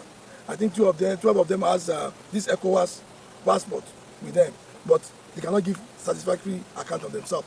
All they could tell us is that they are into networking. What networking is all about, I don't know. So what exactly or precisely they are doing in Nigeria, which work they are doing, they could not tell us. So what we are doing is that we are providing them on our own. After we must have provided them, we are hoping to transfer them to immigration. We want to provide them and see whether we can squeeze out or elicit any criminal acts from them which they are into, and after which we now transfer them to the immigration for proper profiling. They are still with us in the state CID, and they are still being under investigation for now. Also, we are able to arrest a syndicate of One Chance. This syndicate, we are able to unravel that there's a particular brain behind this syndicate who was the person that is funding the syndicate. He will be the one that will rent a vehicle for them. They are in groups. That is his own modus of operation. He will rent vehicles to them, share them into areas where they are going to go and operate. And when they were arrested, they gave us the information that they have their godfather somewhere. We are on the trail of that godfather for now. We are still closing up on him. In no time, distant time, I'm very sure we will get at him. But the suspects we have at hand are giving us useful information as to what and what they are doing. These are among all the other achievements we have made. Comprehensively, we have them. We are going to give them over to you, hand them over to you for you to be able to use them for your job. That is all I want to tell you now. But with time, when you have the full list of what we have achieved, you'll be able to get them out of there. We have the exhibits all over there, which you can see for yourself. And I think with this, the command is doing all they can do to ensure that we have a safe Lagos. I know those are not the only suspects. We are still closing up on other suspects that is linked to the matter. There was a case like that. There is a case rather like that, which we are presently investigating. Precisely on the 7th of May this year, the director of Fort Bank reported that he collected a parcel that was collected for him by his guard in his house, and when he opened the parcel, he saw 2 ammunitions, precisely live ammunitions, precisely 7.62 live ammunition, and that arose a lot of suspicion, and there and then we went to investigation into the matter. But presently, I can confirm to you that the matter is still under investigation. It's a serious case, and I think the investigation needs to be more thorough than we think of. So we are still on the investigation of that matter. Presently, no suspect in custody, even though the MD has mentioned some people he thinks that he's suspected to have been the brain behind it. That is his suspicion anyway, but we are still working with this.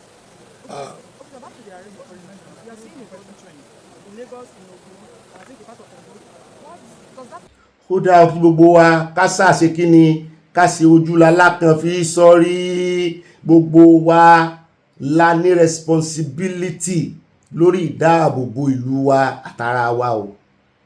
Kọ́lọ́pàá tó dáàbòbò mi wọ́n dáàbòbò ra mi o, torí ojúlalá kan mi tó fi ń sọ orí ńlò ìbò ìgan tìfura ni ìlú èbò dùn o lè dárìn lóru o lè ṣe tìfura ni nǹkan ò rí bákan náà mọ́ o.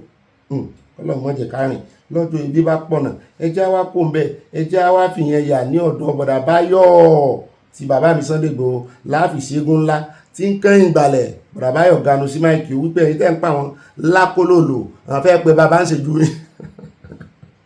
bó pẹ́ títí àkólòlò mi yóò pé bàbá wọn náà fẹ́ pé bàbá ń ṣe ju yín kẹ́ lè mọ̀ pé àwọn ọmọ táwọn ń sọ àkólòlò ẹ sá mọ́ bínú pé ẹ mọ́ fi bínú pé torí ẹ bá ti bínú nísìn ẹ nílé pé jálẹ̀ o wọ́n ní ìsọkúsọ nù bí ń sọ wọ́n lè ti dá lóhùn lánàá wọ́n ní rárá àwọn fẹ́ tèkẹ́ pàṣínà wọ́n ló ìsọkúsọ ní ọmọdé ní í ṣe ọ̀rọ̀ kan tó wá àtàtì ọmọ Nàìjíríà kan sọ náà ni wípé ó ń pariwo pé ebi ń pọ̀ ọmọ Nàìjíríà pé kọ́ ọmọ Nàìjíríà tán ń gbèjà tán jáde kán wá fi bí hàn àwọn ní ẹ̀ lẹ́nu yín ẹ bá ń tẹ̀sí. I think I want to recommend to critics of this government to leave Abuja or leave Lagos and go and find out what's happening in the states. The states in Nigeria are alive. Things are happening there. Because of the President Tinubu's policies, states now have a lot of money to embark on a lot of projects that have impact on the people they govern. We saw it in Kaduna, in Kebbi. In fact, officially we came back we went to Ebonyi. We saw it in force in Ebonyi State, in Enugu State, in Abia. States are doing things they never dreamt of in the last 5 years. In fact, I've heard some governors who said they would have preferred to be governor, ex-governor, to be governor now under the administration of Bola Tinubu, because the states are getting more funds. And they are building schools, they are building roads, they are building health institutions, they are embarking on, in fact, in Ebonyi, the governor is building a tunnel, an overpass, an underpass, everything from the resources that come from the federal government, from the federation account. So you see this all over. Governor Mba has never shied away from saying every time that whatever he's able to do now, all those things, building smart schools, building an electronic security network in the state, is because of the money coming from federation account. And when you want to look at government impact, we have to start from that level. People always focus on federal, whereas the states, that's where I should begin from. And the states are not hesitant to always say they are happy to be governors. I mean, those governors under this administration. Things are really changing. And people should wake up to that things are changing. And the nation is better for it. You're also doing what bothers pushing the effect of what you're doing. What bothers people is that you're telling them to tighten their belt, whilst a lot of people in high office in government are loosening their belts. So there is that sense that we're not all suffering together, that ordinary people are bearing the brunt, while the lifestyle of those in power has not changed. How do you respond to that? Well, that's not totally true. Let me just tell you a story. Today, after a meeting, I spoke with the Minister of Finance. Right. It will shock people that some ministers, some of them spoke during the last budget exercise that they didn't receive capital money and so on. Some ministers, some of them have been, because they come into office to serve, some of them have been using their personal funds to run. Some of them, they're not collecting government money. What do you mean to run? I mean to run their official work. Right, but why is that? If you've got all this money, why aren't they getting their budgets? Well, the government is doing so many things at the same time. So the government is disorganized. It doesn't know where to... Well, I mean, a lot of the ministries are saying they're not getting their budget. That is capital budget. Government is doing so many things at the same time. Right. So many things. So you have to prioritize where you put the money. So that's what's going on. Okay. Well, one day I was traveling from Ibadan to Lagos, and Google Maps told me that there's a go-slow in the approach to Lagos. I decided to take Ijebu Shagamu via Shagamu. And what struck me was that I just found myself on a paved road, concrete road. I said, wow, when was this one built? I've not been to Ijebu for some time, and the few times I've been there, I always going through Ekwe. So I said, wow, this is different. And I found that our people, when I say our Ijebu people, they've stopped complaining. I said, oh, no wonder. They now have a brand new road that's not just an asphalt road, a concrete road. Right. Is that not beneficial to me or any use of that road? Is it beneficial? People are benefiting. Yeah, I live in Nigeria. Yeah. Anytime I go to Lagos and I ask Google Map to tell me how soon will I get home, Google Map will tell me 1 hour, 7 minutes. Before, 2 hours, 30 minutes. And the reason for that is because we now have a coastal road that has shortened my travel time. Is that not beneficial? What are people talking about really? Look, if you have students, if you are a parent, and you have 4 children in university, and they're able to access federal loan, which is interest-free, are they not benefiting? Are the parents not benefiting? You see, if you are a civil servant and you can access the credit card, very cheap loan, at below interest rate about 7%, now people can access that loan at single digit. Are they not benefiting? Well, there are question marks over how like, monies are trickling down to people with regard to those loans. We have been pigeonholed into certain assumptions, certain conclusions. People just say it's like in the early days of this government. I think the president went to Lagos. I think it was coming from Central Mosque, and somebody now did a voiceover. And that means we are hungry. Since then, people have been saying that, hey, we are hungry. Yeah, but I'm a Nigerian. I have people working for me privately. I don't see the level of hunger people are talking about because I see them and I keep asking them questions. How are things? How are they adjusting? What are the problems? Well, if you take a very simple thing, okay, a lot of people's incomes have not gone up. I'm sure you're aware of that. No, this government has increased minimum wage. No, even if the labor unions are saying that does not go anywhere near, and in fact, a lot of governments are still not paying the minimum wage. That is not true. So the governments are saying they can even afford to pay 100,000 naira because of the money available to them. The point is that the labor unions are saying that for someone to live comfortably the way they were living perhaps a decade ago, that you would need to quadruple that amount of money for them to live on that level. You devalued the currency. So even if you're putting more money into the economy, the value of the money you're putting in is less than it was when the value of the naira was stronger. And that's a fact. No, if you do the mathematics, what was the level of our currency when this president came in? Officially, 400 and something naira to a dollar. Unofficially, we had criminal arbitrage going on about 100% more than the official rate. What the president did was say, look, let the naira find its true value. Let the naira find its true value. And I think yesterday also, either it was IMF or World Bank, and it's actually saying that Nigeria currency, the true value is about 1.1. That's 1,100 naira or so. Even though now today, it's still 1,300 and something, even by CBN standard.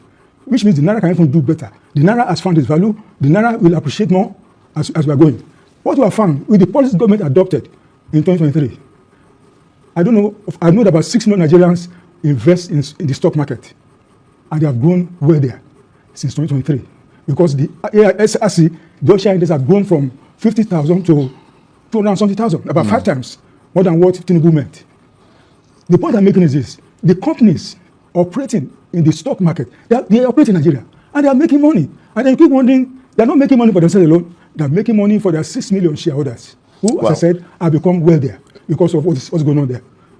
Companies are making money. Was it today or yesterday? An oil company there reported first quarter profit of almost about 800 billion. 800 billion.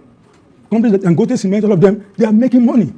Well, Dangote has always made money. That's why he's the richest man in Africa. I have a friend who is into I don't think you compare Dangote to the ordinary person on the street. Business. He told me, he used to complain at the outset of this administration. Now he told me some weeks ago, said, Bayo, this is the best time for this kind of business. People are making money. Yeah, but you see, if I work for government, if I'm 70,000 naira, unless I'm crazy or I'm just dumb lazy, I will go and do something on the side. Well, can I add to my income? Yeah, can I come in here? Because you're pointing to things like rising GDP, higher foreign reserves, increased oil, booming stock market. But the fact is that many Nigerians say they have never felt poorer. How many Nigerians? No. If you go out there and you talk to people across the country, many of them, and if you don't recognize that, then you're ignoring a very significant proportion of this country. The other side of it. Yeah, but why don't you give us the side of the people who are actually hungry? Many Nigerians are also saying that this is the best time for them. They're making money under this administration. But how do you explain this disconnect between macroeconomic success that you're talking about and household hardship that many Nigerians are talking about? The fact is that a crate of eggs that used to cost 600 naira is now several thousand naira. I mean, that's just a fact. There's no way to get around that. And they don't have enough money to afford those things. Let me be clear. I'm not saying there's been no increase in the cost of living.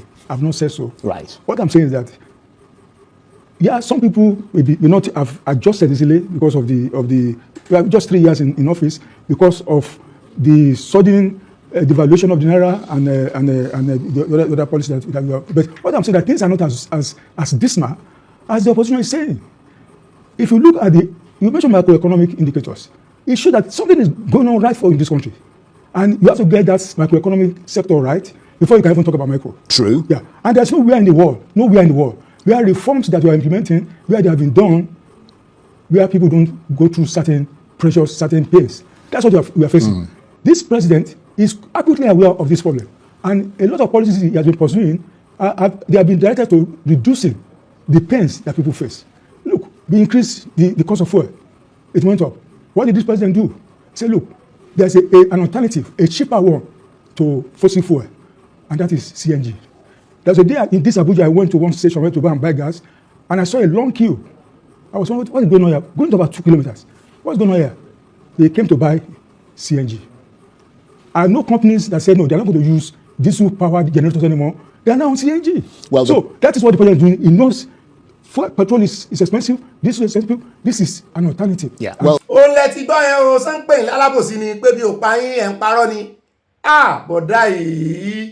bọ̀dá yìí olódòdó ẹ̀gùn ò jẹ́ sọ bẹ́ẹ̀ àwọn agbẹnusọ ààrẹ olódòdó ẹ̀mí gan wọ́n jẹ́ sọ bẹ́ẹ̀ kó má jẹ́ pé àwọn kan láàrin asọ̀rọ̀ kó má jẹ́ pé wọ́n ń sóògùn wọ́n ń sàṣì bàbáyọ̀ bẹ́ẹ̀ ni o àdẹ̀fẹ́ kọ́wọ́ wọn tẹ̀ ẹjọ́ ẹ̀rí ìdíra ò bàbáyọ̀ ẹ mọ́ àwọn nǹkan kan wà tẹ́ ẹ sọ tó yẹ pé bóyá wọ́n fi sí lẹ́nu ni bóyá wọ́n fẹ́ nǹkan kan sínú atẹ́gùn ni wọ́n sì mọ̀ ṣe bí ọ̀rẹ́ sí yín ọ̀tá yín sì ni wọ́n àwọn náà máa sọ fún mi pé ẹ lọ sọ ẹ má wọ̀rí ẹ sọ òótọ́ ni táwọn bá sì ní orí ọ̀fẹ́ láti wá defend olódòdó tẹ́jọ́ ń defend ẹ lè gbọ́rọ̀ ẹ̀ lẹ́nu wọn ọjọ́ tí Bọ́lá ti ń wá wọ́n bí báyìí ó sì ń sọ wípé àwọn ò sọ pé kò sí ìyà àwọn ò sọ pé kò sí ìṣẹ́ àwọn ò sọ pé bí ò pa àwọn èèyàn ṣùgbọ́n àwọn ń ṣiṣẹ́ takuntakun bí Bọ́lá ṣe wọ́n dáhùn bọ̀dàdárì náà àwọn náà wọ́n ó nà pé nǹkan rí bákan ṣùgbọ́n èyí wá jáde wá ń béèrè wípé ibi tán ló ń pa àwọn èèyàn dà ẹ̀ ń wá ibi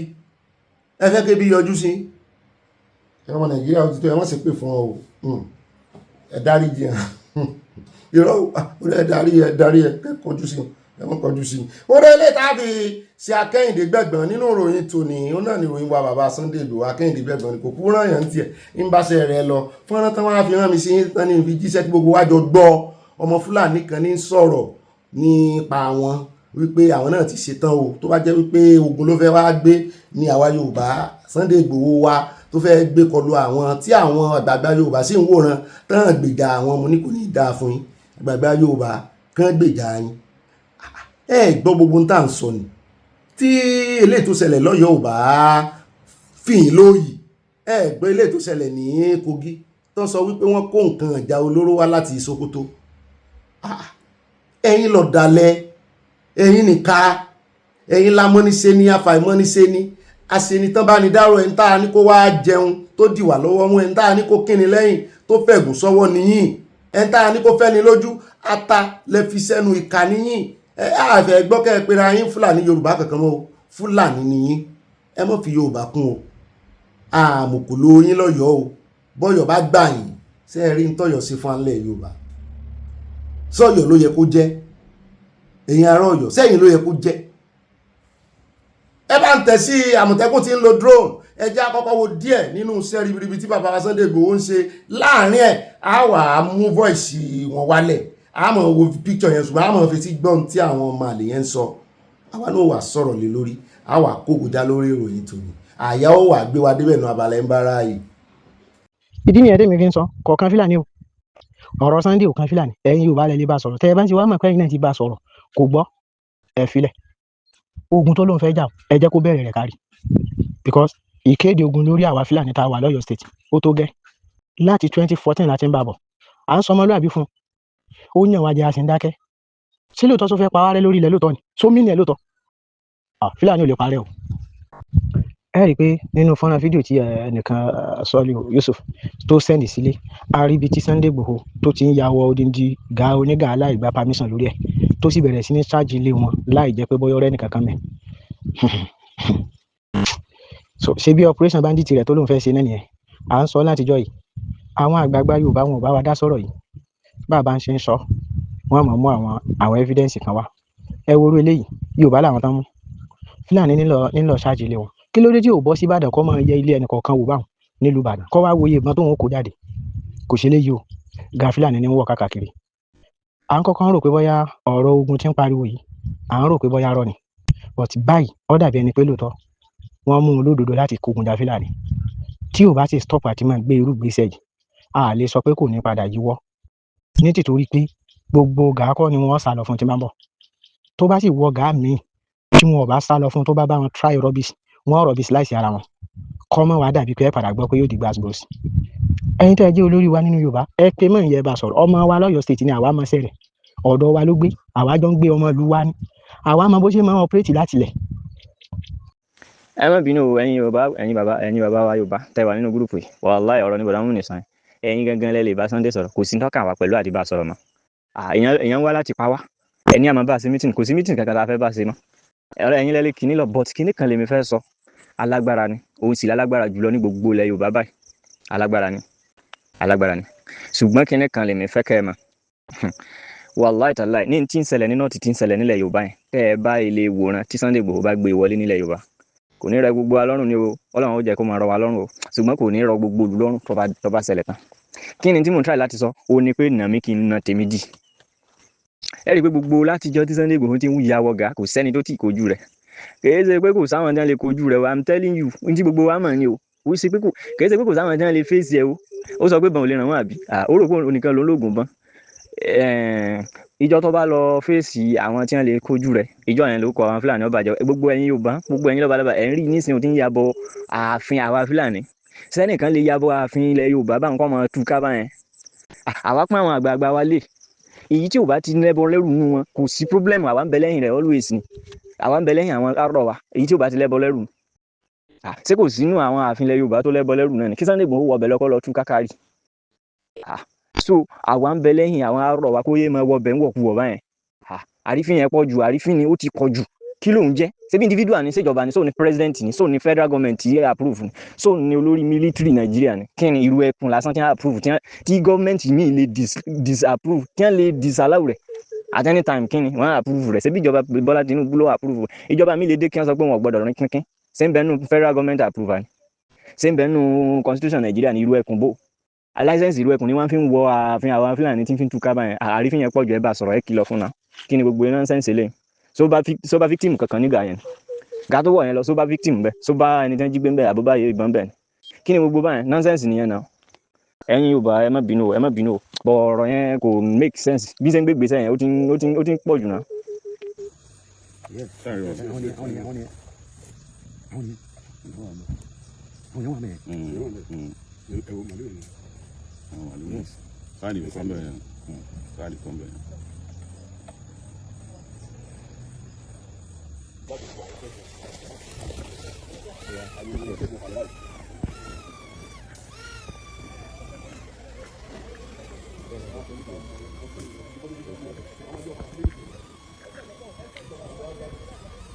ó dá o náà lẹ ti gbọ́ lẹ́nu àwọn ọmọ àlèyàn wọn kóra wọn jọ àwọn náà wọ́n dìtẹ̀ wọ́n gbìmọ̀ àmọ̀ wọ́n bá ṣe ń yọ só là ń yọ gbọ́n ògiri létí wọ́n rò wípé lè rí òun olólùfẹ́ tó fọkàn tán àwọn nù ran Yorùbá náà ló wá gbé fọ́ gbogbo ìdìmọ̀lú wọn ò yóò sì mọ jáde àmọ́ mú wọn báyìí ẹ̀rí wà dáadáa ṣùgbọ́n ìyẹn ò díṣẹ́ lọ́wọ́ o wọ́n ti dá àwọn aláriwo lóhùn lánàá o ààrẹ olódòdó ò sì dán lóhùn ẹ̀ lérí kí presidency gan dáhùn sáàmù òṣèlú láwà kò sí tán lè sọ kò sí controversy tán lè pool sabotua ni wọ́n àwọn tó ń fún ààrẹ olódòdó ní ààbọ̀ lórí ìgbésẹ̀ ìró ẹkùn wọ́n sì dáadáa wọ́n sì rí tán wọ́n rí sẹ́ ribiribi tí bá Sunday Igboho ń ṣe ẹ wá mọ̀ nǹkan kan Sunday Igboho náà wà á gba kírẹ́dìtì ẹ̀ gbogbo ilé tí ń ṣe yẹn kò gba kírẹ́dìtì ẹ̀ rárá o ẹ dúpẹ́ lọ́wọ́ DSS Bọ̀dádíọlá ẹ dúpẹ́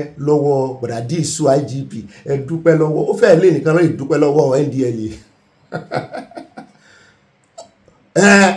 drone nìyẹn o technology ó ti ń lọ nìyẹn o bí ó sì ṣe mọ́ rí nìyẹn kò sáàyè gbẹ̀wùdà ní Sunday dìmí lọ́wọ́ mú kò jẹ́ ráyè ṣiṣẹ́ rè àmọ́ wọnú fọ́nrán bóyá àwò bí tó ti dì ọ́ lọ́wọ́ mú àwò bí ó ti dì ọ́ lọ́wọ́ mú ẹ̀yin náà bẹ́ẹ̀ lè wọ inú oko national park tẹ́rù ń báyìí ẹ wo àwọn oko etílé bẹ́ẹ̀ bá rẹ̀ràn ẹgbẹ́ pa kẹ́ ẹ mọ̀ ṣe fàájì kẹ́ wá mọ̀ sọ fún wa pé ẹ̀yin náà mú báńdíìtì o àjọ ń fọwọ́ ọwọ́ ni kọ́wọ́ lè mọ́ ẹ pé kò sáàyè ẹjọ́ ríro mọ́ kò sáàyè ń tẹ́ bá lè rí lẹ́rí yẹn o Sunday Igboho mọ́sọ rẹ̀ mọ́ irọ́ o a gbọ́dọ̀ rí nǹkan kan tí ó nìkan mọ́sọ rẹ̀ mọ́ o torí lára bó ṣe gbà nù èyí tí àwọn bá ní so ẹ lè rí èyí tẹ́ bá rí ń ta wọ́n ti wò dáadáa kán tó so rẹ̀ ni so àdúrà gidigidi lẹ́yìn tẹ́ ẹ máa dúrà bẹ̀yìn tẹ́ ẹ máa wẹ̀ ẹgbà wẹ̀ nítorí ìró ẹkùn ǹjẹ́ àti ìrẹ́yìn kankan tó gbàdúrà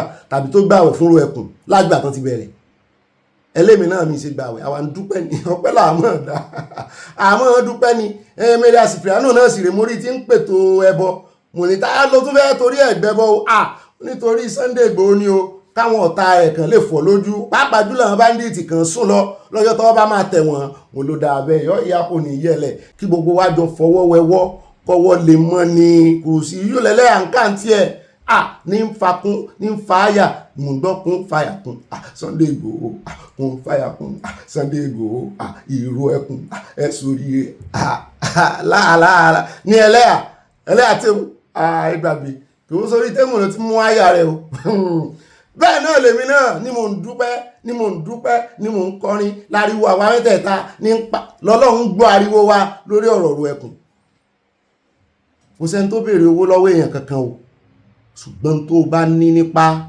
àdúrà ní o ọ̀rọ̀ ẹnu ní o kọ́mẹ́ǹtì ní o mọ́ rántí ẹ̀yin ọ̀tá ẹ mọ́ rántí wípé ìjà ilẹ̀ wa là ń jà fún iṣẹ́ ilẹ̀ wa là ń ṣe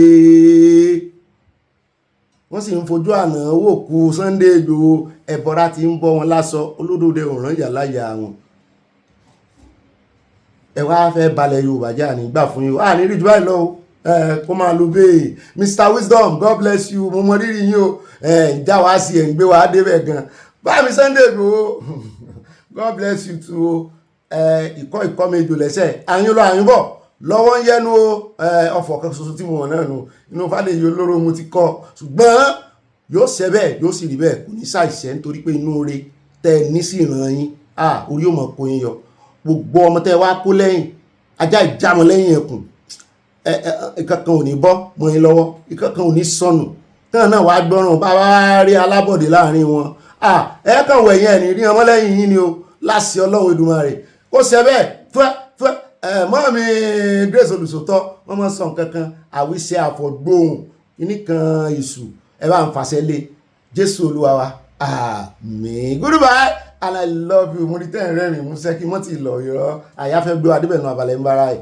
àyà pápápá ni ò ṣe o fẹ̀rìn gbé àwọn olólùfẹ́ wa wọlé mọ́ lè ju kúròkúrò. mo kí káàbọ̀ sínú abala ń bára ètò ní ẹjẹ́ mú láti ilé ìgbìmọ̀ asòfin finally adúpẹ́ lọ́wọ́ Ọlọ́run o wọ́n ti tọwọ́ bọ̀ wọ́n tọwọ́ bọ̀ sorry wọ́n ti buwọ́lù state police ọ̀tọ̀ ní tọwọ́ bọ̀ ọ̀tọ̀ ní buwọ́lù wọ́n ti buwọ́lù state police báyìí o téèyàn bá tọwọ́ bọ̀ nǹkan ó fẹ́ bàjẹ́ nù wọ́n bá náà ti tọwọ́ bọ̀ nǹkan ti tọwọ́ bọ̀ eléyìí o ṣùgbọ́n buwọ́lù ẹ má bínú wọ́n ti buwọ́lù state police lẹ́gbìmọ̀ asòfin àwọn senate ẹ mọ̀ pé house of rep náà kọ́kọ́ buwọ́lù báyìí senate náà ti buwọ́lù o kí àwọn gómìnà bẹ̀rẹ̀ iṣẹ́ ní o ẹ tètè mú wọn lọ́wọ́ so wọ́n bá ti gba location báyìí ẹ̀rẹ̀ ìbọn gómìnà yín báyìí kò sí excuse mọ́ àwọn tí Ṣèyí Mákindé ó fi dá lára kò tó kó mbẹ́ oṣù mélòó ló kù fún wọ́n ti buwọ́lù báyìí o ọwọ́ àwọn gómìnà yín àti àwọn lawmakers yín ní state level ọwọ́ wọn ló kù sí ẹjẹ́ àtẹ̀wájú ọ̀rọ̀ jọ́ musolókun ẹjẹ́ àyà lọ́dọ̀ bàbá yìí ìkànnú àwọn elders wọn nílẹ̀ Haúsá ni. Dr. Kurfi lókọ rẹ̀ ó sọ bọ́n ṣe ba Nàìjíríà jẹ́ àwọn tán jọ jẹ́ sàwáwù gbogbo méjì àwọn tán jẹ mùlá tán jẹ bẹ́nẹ́fìtì Awólọ́wọ̀ àtàwọn Azikiwe àti nǹkan kan wípé scholarship lọ́pọ̀ àwọn lọ school ṣùgbọ́n tó wá sọ tó bà mí lẹ́rù jù tó jẹ́ nǹkan àṣírí náà ni wípé tẹ́ ẹ bá rí bí ṣe ń dárúkọ àwọn agbésùnmọ̀mí ní kọ̀ọ̀kan ìjèjì pàápàá jùlọ eléyìí tó mú ọ̀gá iléeṣẹ́ ológun tó ṣe kú agbẹnusọ spokesperson iléeṣẹ́ ológun former tó ṣe kú tán ṣe fìyàwó ẹ̀ lẹ́ẹ̀ wọ́n mọlé wọ́n mọ̀nà ẹ̀ àti ibi tó ti lọ kọ́ṣẹ́ àti wọ́n mọ èjì ẹ̀ àní wọ́n tún ní wọ́n san 30 million wọ́n fi gbé wọn lọ sí Mẹ́kà. àyà ní sọ ọ̀gá mi tẹ́ ń sọ ni pé ọ̀pọ̀lọpọ̀ àwọn agbésùnmọ̀mí alálàájì nìyẹn mo ní bẹ́ẹ̀ ni aláàjì nìyẹn o wọ́n fi sponsor wọn lọ Mecca 10 million ẹnu mi kọ́lẹ̀ ẹ ti gbọ́ pé àti ṣàkú. The people who destroy this country are our generation, because we went to school free of charge. When you come out, work is waiting for you. You get a big position. Instead of you also to think what they have done for us, we have access to education and jobs. Now, what this our generation did, you give them general knowledge, you give them this something, you give them these generals, all what they want to do is to go and steal public funds and then develop themselves. You are referring to those 65 and above or 70 and above? I say yes, 65, 60, you know, because all of us went to school free of charge. I went to United States, not from my father's money, but for scholarship. To study finance? First and second degree. And then been taught by some of the best academics in the world from New York Financial District. So, but now we are denying these kids. And now what is even so dangerous, as a result of this crisis, 70% of our students in the Northwest are not going to school. Audu Lankai is one of the biggest bandits. But this Audu Lankai, he interacts with government. So the person who... Are you making an allegation or that is the reality? It's a fact. They know. The government meets with him. The government sits with him. Government allow committee to go and sit and do this kind of things with them. And the government knows some of this kind of thing. Even the case of Muhammadu Namfulani, who captured General. He was having discussions with the government up to the time and he captured Rabi. Yes, he has been. They said that he was a nice person. They can be able to communicate with him. He will help them to stop some of the bandits when they come. And this boy, Hamza, he is 22 years old. And he is operating with Osho. That's his gang friend. And Osho is 24. And all of them were trained by Barau, who is from Ntumaki. And this Muhammad is from Karadua in Musa local government. And they are all alive? They are all alive. Their parents are alive. Everybody knows. And why are these people who are staying, these terrorists? They are not in the bush or in the rocks. They are staying in the planet. So they know. So when they capture this man, if they wanted, either they know the bandit leaders. In fact, it is alleged in Katsina, the government paid about 10 million for bandits to go to Saudi Arabia for Hajj. You are making grievous allegations. Yeah, I said it's an allegation. It's an allegation. You heard about it or someone showcased the evidence? No, of they know. Let them say that some of these big bandits like Manuri, like this guy around Runka area, and many of them are in Saudi Arabia. I don't know that they are back. Bandit leaders? Bandit leaders. And they know they are bandit leaders? Of course, they know. Okay, to go to Saudi Arabia to pray for peace or to assuage them so that when they return they now surrender? No, maybe to ridicule the religion. Because how can you be a Muslim? You don't have any faith. And then they take you to Makkah and call you Alhaji. And then they allow you to fly from Nigerian airport and come back from Nigerian airport. And these are people who not only kill civilians, but they kill the military. But are you also not contradicting what you are saying, that, okay, these bandits should also be incorporated in the peace process? Not peace. What we are doing, the movement that time we are doing for stopping the bandits. Okay. We said that it should be a community responsibility. Those people who participate, they are not paid by government. It is through their own internal contribution mechanism. And you know the behavior of how you take this kind of people is not you just make a recruitment process. No, the recruitment process should be people must be from the community. So if you are taking local vigilante person, for example, in Abuja, in Wisi, so you cannot go and take somebody from Garki. It has to be somebody in that community whom even in the night, if you see somebody walking, you can say that was the step of ABCD. Even in the case of when you take Oyo State and all this, because people are not following the reality of what is happening in this banditry. I can tell you, from most of our towns, every week, you will have a bus filled of mostly, I can tell you, bandits going to Elisha, where they have mining center there. And some of them will get fought up and all this, and they are brought in maybe their own local fights. And of course, there are some genuine people who go. So now, there are a lot of bandits who want to escape the attack from the local community where they are. So their only place to go is to go to the southwest, and also in Benin, they also go there. So they are tainted in that society. And only God knows what will be the consequence of that, because there are many number that are criminals, and they will link with their local criminals, either in Oyo, in Ondo, or in Benin. We have seen a new trend now. Planting of IEDs. We lost soldiers in Sokoto. I think 3 of them buried today. Almost every other day now, you see security operatives, finding themselves on landmines. And then, what do you make of that? That's the most dangerous aspect, because before they were not using mines, and the danger of mines, not only putting it on the road. If they decide, they can go and plant it where normally people are meeting, or in the mosques, or in the churches, and below the entire area. And also those who have interest of mine, also that is not their own interest, because they can blow the mine in tunnels.